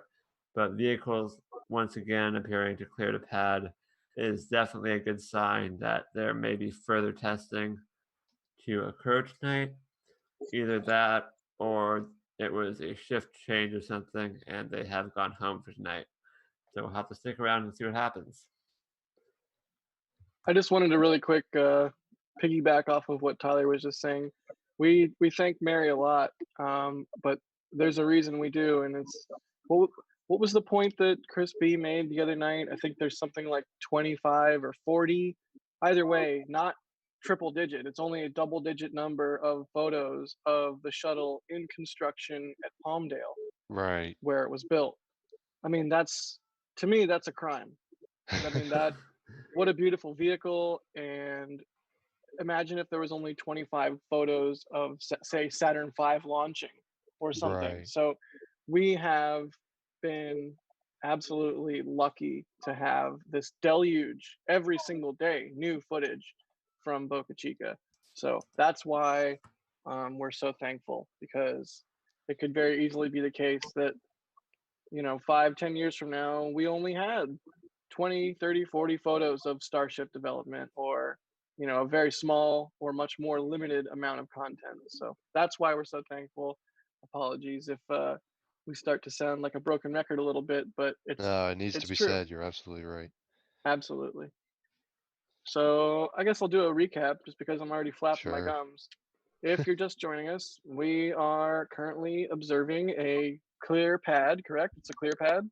We think Yep. so. Or people just left the pad, so it should be. We saw three Despite there vehicles. being a, Yeah, go ahead. I was going to say we saw 3 vehicles return to the pad and 3 vehicles leave the pad. So if you do the math, we should have a net change of 0 vehicles at the pad. So we should be good to go. Yep, and despite there being the distinct, I might add, silhouette of a fire truck there, for some reason they felt the need tonight, or that they did not feel the need tonight to remove the fire truck, as we've seen every previous night. So if you heard earlier in the stream us asserting that the pad was clear or was not clear due to the fire truck being there, well, joke's on us. SpaceX likes to throw curveballs sometimes, and they're constantly iterating and constantly evolving their procedures. And what we did see earlier was that gaseous nitrogen, or ambient pressure nitrogen, whatever is the appropriate way to describe that test, and perhaps not being a full cryo, they felt it was not necessary to pull the fire truck out of there. So that's where we're at. Yeah. Mike, thank you for the super chat. Here's a few bucks for some caffeine. We'll make sure we get that out to our people who are staying up late to cover this live Starship testing. And I saw someone asking in chat earlier what the best way to support Mary is. And 100% the best way for you to do that is to tune into these events. And if you can, throw up a super chat or a channel membership. That's 100% the best way that you guys can show your support to Mary and help her continue to bring you this live coverage. Daryl with the super chat, thank you so much for your support. We appreciate it. We've got Hugo Roskell in chat saying yes, another Australian saying thanks, Mary. I Hey, love everybody. these late night streams for the US time because we get to see everyone from all around the world who's watching. Exactly. I'm going to mispronounce your name and I apologize, but Yan Gamaya, 4:11 p.m. Philippines. I mean, Mike Swain, 6 p.m. here in Australia. I love seeing where everybody is from. So if you feel compelled to do so, in chat, say where you're watching from and what time it is.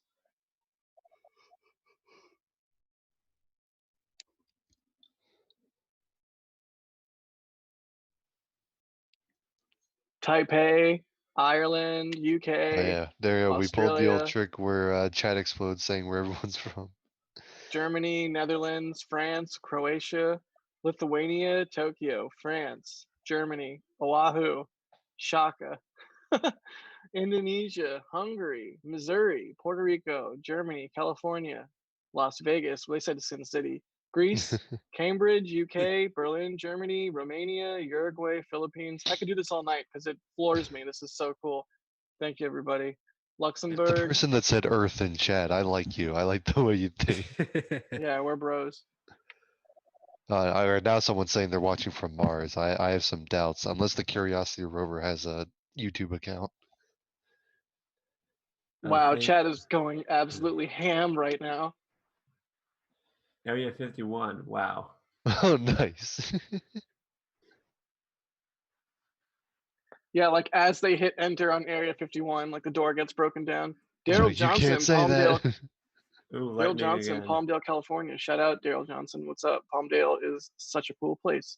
Birthplace of the shuttle, birthplace of the B2, birthplace of like everything cool. Yeah. Except for Starship. SR-71. Oh yeah, except Starship. Fine. Yeah, Starship.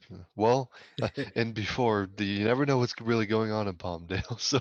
Actually, SR-71 was, I think, I don't know, it was built in Burbank and then shipped to Palmdale. I don't know what the appropriate birthplace. I'm gonna stop talking. Palmdale was involved in some way, but Palmdale wanted to be involved, so they convinced Jack that it was involved.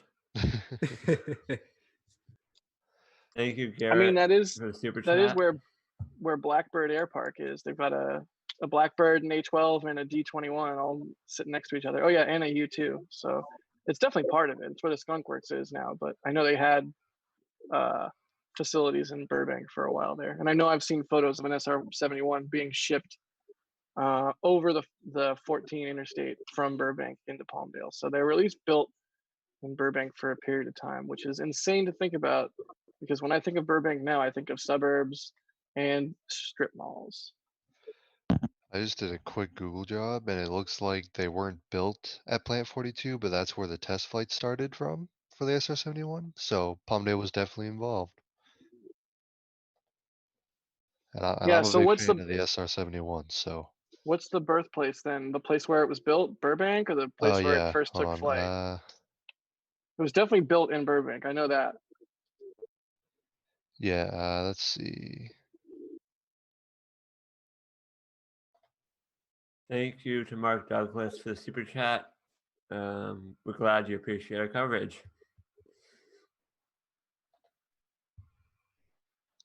Yeah, Joe Hageman in chat. Skunkworks was in Burbank. Believe it or Yeah. not, it was part of what is now Bob Hope Airport. And now it's just a commercial airport. I think that's where it was at the time, which is really, it's kind of mind blowing to think about. And it really underscores the history that California and Los Angeles has in the aerospace and space industry, even though you might think of it as like, you know, Hollywood or California, but, you know, really it played an integral part. And there's a reason why the valley that Palmdale is in, Antelope Valley, is frequently referred to as Aerospace Valley, because the speed of sound was broken for the first time in that airspace. You know, Mach 2, Mach 3, all of those milestones were broken above the airspace above Edwards right there in that valley. And so that's a very special place. I'll stop babbling about SR-71 stuff now. I'm sorry, guys. Well, I don't know, because SR-71 has this weird connection with SpaceX now via Elon Musk Oh, and his no. newborn son, so. Honestly, I mean, people can hate on the name all they want, but in terms of a demonstration of immensely nerdy and immensely cool parents, it Yeah. is a sufficient demonstration of that. And that's pretty cool parents right there. A12 truly is the sleeker, slightly cooler version of the SR-71 that is way less known about. Yeah, A12 had a lower payload. It had a higher top speed. It was way more secret. It came first. I mean, the list goes on and on. I love me some SR-71, but it was, you know, not what the A12 was, I guess, speed-wise. And, you know, what do I know? I could be completely wrong. Yeah, I Maybe think there's a slightly maybe higher there's a sled altitude too. driver out there So. somewhere that's like, no. But yeah, again, higher altitude, and maybe, you know, at the sacrifice of a lesser payload. But in terms of just being a beast of pure speed, that's just so cool. But yeah, so if you are just tuning in or you're looking for a status update, right now the pad has been cleared once again. And so we understand that SpaceX may be looking forward to complete some additional testing tonight. We believe they already completed a little bit, or at least attempted a little bit, of proof testing of some kind. We saw vehicles return to the pad and have since left again. So we are waiting to see if they're going to conduct additional proof testing of the Starship SN4 vehicle. We're not expecting any engine testing tonight. The engines, or the Raptor engine, was removed earlier in the week. Has been replaced with a thrust simulator that applies pressure underneath the tanks to simulate the forces of engine thrust, but no engine actually installed. So just proof testing of the tanks right now is what we're looking for.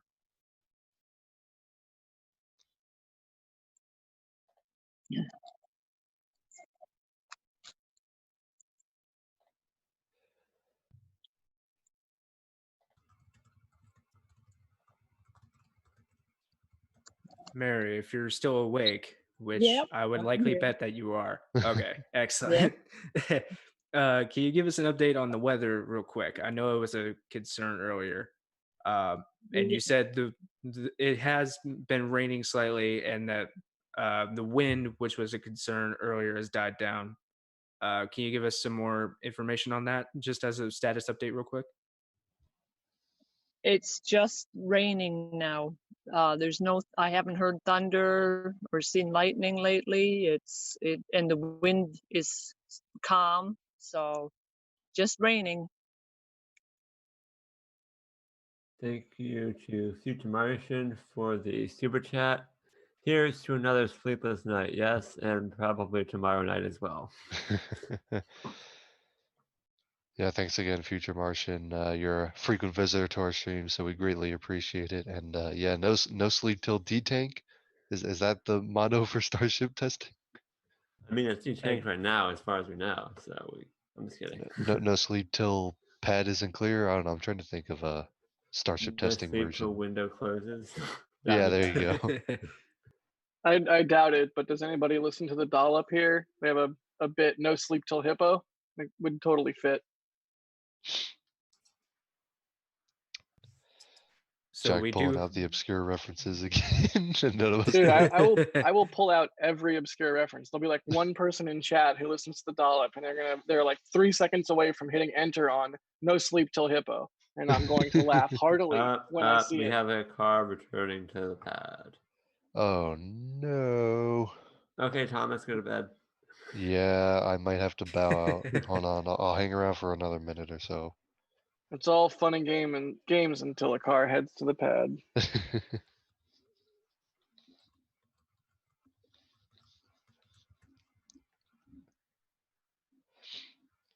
So yeah, the pad is no And longer there's another clear. one.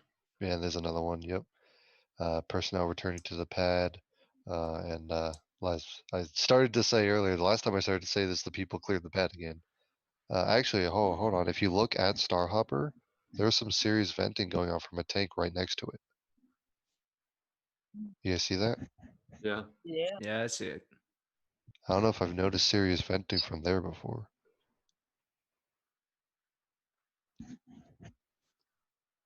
I do remember seeing it during previous tests, but I Yeah. don't remember seeing it during a cryo test or after a cryo test. Wow, that is very interesting. I have not seen that before. Yeah, no, it's some people ask chat. It's not a fire. It looks like they're just venting a gas of some kind from that tank. I don't know. It's hard to know exactly which tanks store what, so we don't really know what exactly is being vented. But some cold gas of some kind is being vented to cause that condensation. It's likely either nitrogen or liquid oxygen. We don't know which one. Gotcha. But hopefully not that. It's hopefully not methane. If it was methane, that would be a big problem. But we do believe that methane was not involved with tonight's testing. We think it was proof testing, so be unlikely for some activity to come up from the methane system. Although we have seen the flare stack activity a little bit every once in a while. So, and yeah, actually the two tanks to the right of it are starting to vent from the top of it too.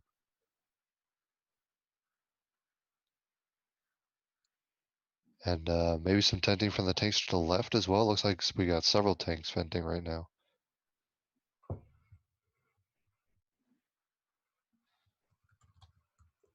And to everyone concerned, that is not fire, that is just venting. The reason Yeah. it looks like fire is because of some sodium lighting at the pad near those tanks.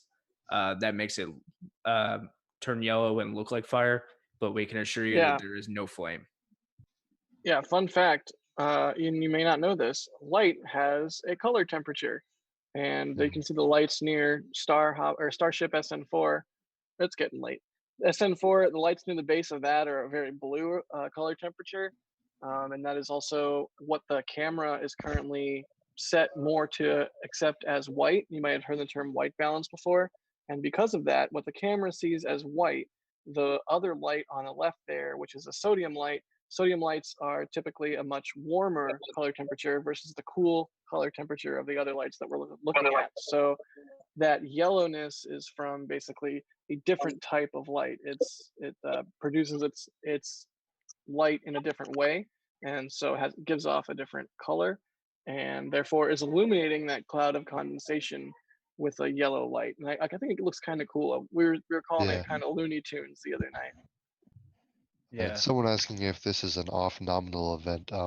We don't believe so, especially since a bunch of tanks are venting at once. It's very common during these testing for a lot of venting to come from the fuel tanks. So this is not at all necessarily something that's going wrong. It's very possible this is a perfectly nominal event. We have a question in chat from Paolo Fiaschi. I'm sorry if I mispronounced your name. Is there a reason to always do this at night? And we seem to get that question quite a lot, and it's a good question. And my answer, which is a speculation, but it just seems like they do these tests when they're ready to do these tests. Plus, also they get the road closures. There's a public beach nearby, and they can't just close the road all the time whenever they want. At night, they're able to close the road with a lesser disruption to the public, because there is the public beach and the public road right, basically within feet of the launch mount. So at night, it seems to be when it's easier to get the roads closed, and it's just also happens to be when they get all the preparations and everything done. I'm sure if they could test earlier in the day and get to sleep earlier, they would all like that. But this is just the nature of the beast. Mary, you're saying that the vehicles have departed the hard checkpoint. Can you give an update on that? Yeah, all the vehicles have gone. There's nobody at the hard checkpoint, so perhaps testing may be over. So you're saying so the road is effectively open now? Is that what you're saying? That's why I can't see if the barricades were left up, but all the vehicles are gone. So I would say probably the road is open. So perhaps testing has been completed. Okay, well, I don't know. yeah. I guess we'll give these tank farms a couple minutes to see what happens with this venting activity.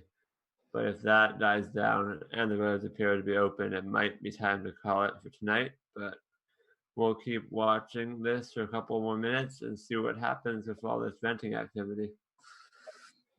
Thank you for the super chat, Mark. We appreciate it. And just wanting to point out real quick that if SpaceX has indeed completed testing tonight and have removed the roadblocks, meaning that the road closures are now out of effect. I don't know if that's a proper term to use. It is late in the evening. But if testing hasn't been concluded for tonight, they do have another window available for testing later this evening at 9 p.m. local time. That is 9 p.m. Central Time, 1 o'clock UTC. So for those of you tuning in around the world, you can view Starship testing here on NSF, maybe starting at 9 p.m. local time. Any night there's testing, we are currently planning to bring you that live coverage. So Stay tuned for even more coverage after today's window.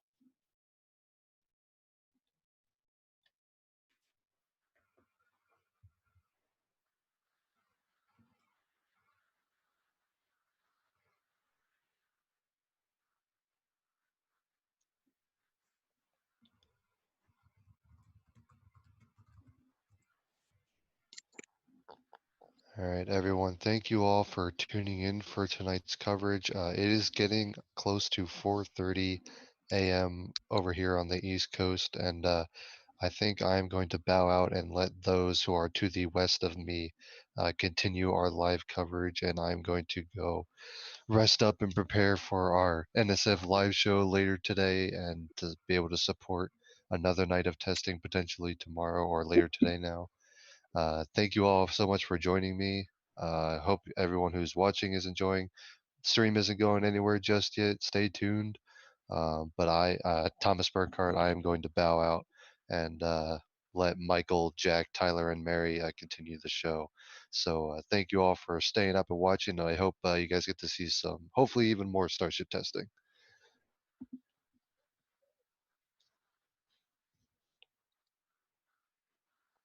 Night, bud. Get some rest. Thanks for joining us.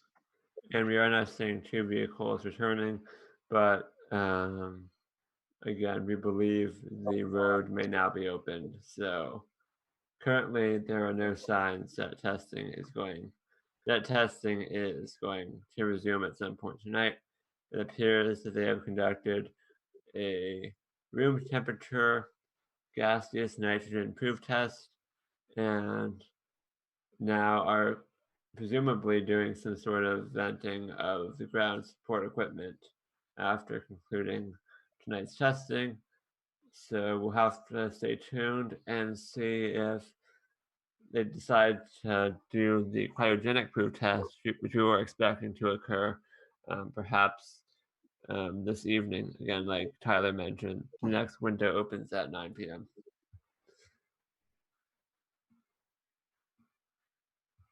Mary, can you see if there is a vehicle at the gate currently, the gate to the launch site? Let me just try to see.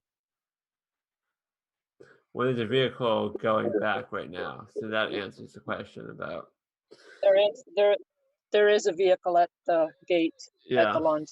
Yeah. Yeah. So it definitely appears that they wrapped up testing for tonight, especially with it being 3:30 a.m. They only have about 2.5 hours left to complete any testing.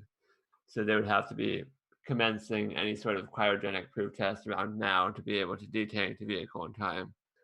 So again, we'll leave this stream up for a couple more minutes, and then we'll probably wrap it up and let everybody get some sleep ahead of hopefully some more testing tonight.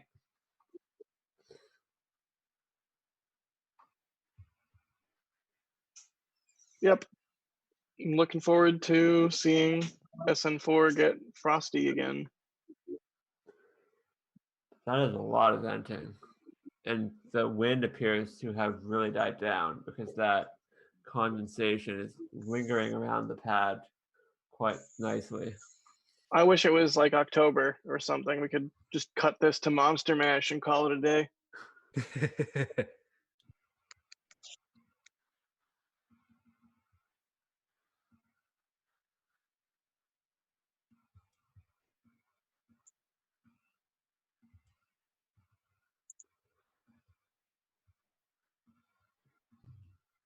And just mentioning real quick that the time right now is 3:32 a.m. local time. The testing window would have to come to a hard stop at 6 a.m. local time, which is the end of the road closure window. So, but the vehicle would have to be completely detanked by then, meaning that they would only have a certain amount of time to conduct testing and then detank and leave the vehicle for the next round of testing.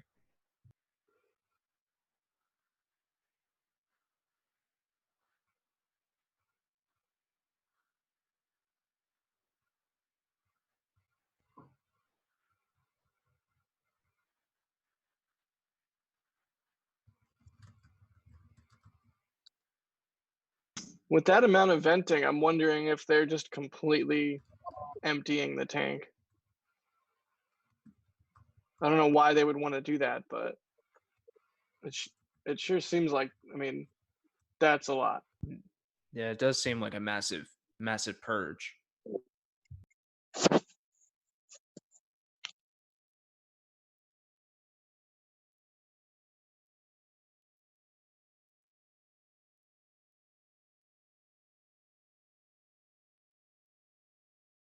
Yeah, perhaps. Ooh, look at that flare. Oh yeah, big flare from the flare stack.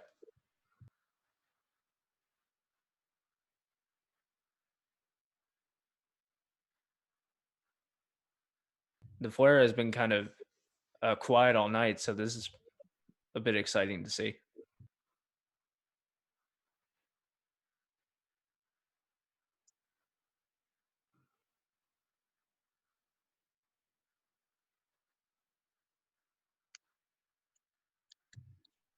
Quick comment from Jordan Cramp in the chat. You guys need some Australian counterparts. that would be a nice commodity to have. Just switch over in case we get tired. Just switch over to the team across the map there. I'm a real big fan of the Australian accent, so that'd be cool. I was in Germany once on a train platform at like 2 or 3 a.m. and two guys walk up to me and said something to me in a language I assumed was German. So I said back to them, "I'm sorry, my German's not very good." And he said to me in a very thick Australian accent, "I'm talking English, mate." And it blew my mind because when they walked up to me and spoke to me, I heard a different language, although they were speaking English. It was like my brain was set to interpret a different language, and so that's what it heard. And I learned later that experience is the opposite of deja vu. It's called jamais vu, when something familiar feels unfamiliar.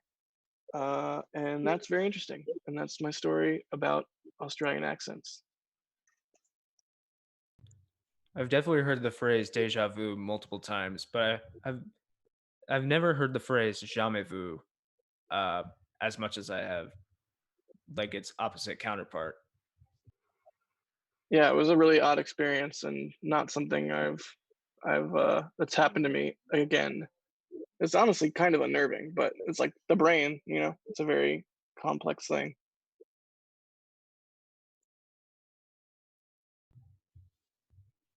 And yeah, we can see you guys in chat mentioning the Australians, but we actually have like we had a moment earlier. We have people tuning in from all across the world, from countries in Europe, countries in Asia.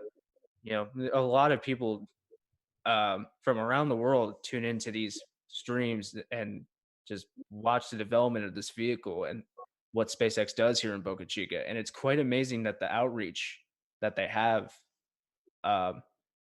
like to have people from across the way. We're up at 3:36 a.m. local time, although Jack's just to the west of me. It is 3:36 Central Time, so very early in the morning here.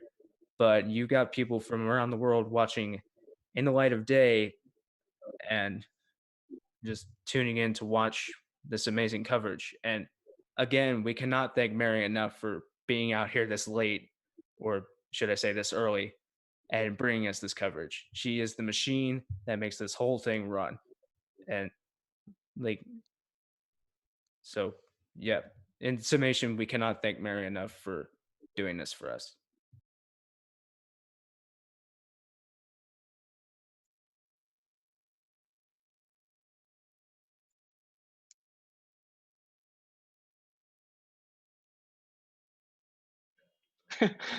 David Ward says beer o'clock in Brisbane, Oz, which I assume is New Zealand. Hey, David.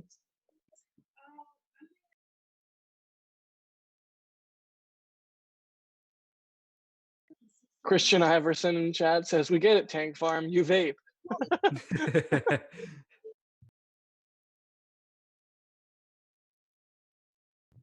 Quick comment from Runaratsu in chat.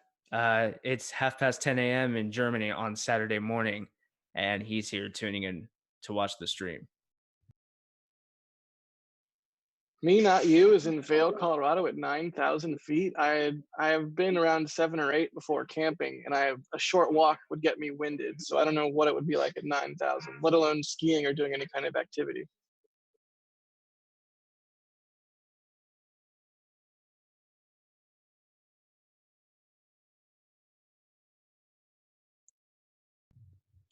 So just to give a quick status update for those who are just tuning in, we are watching, or you are looking at a live view of the Starship SN4 vehicle on the pad in Boca Chica, Texas. Just to give a quick update, the road closures that were put up for tonight's test have been taken down. The pad is not clear, and we expect that SpaceX has completed testing for tonight. They did conduct what appeared to be a gaseous nitrogen test. We did see a bit of venting from Starship earlier and some frost forming on the tanks, but that appears to be the most testing that they did tonight.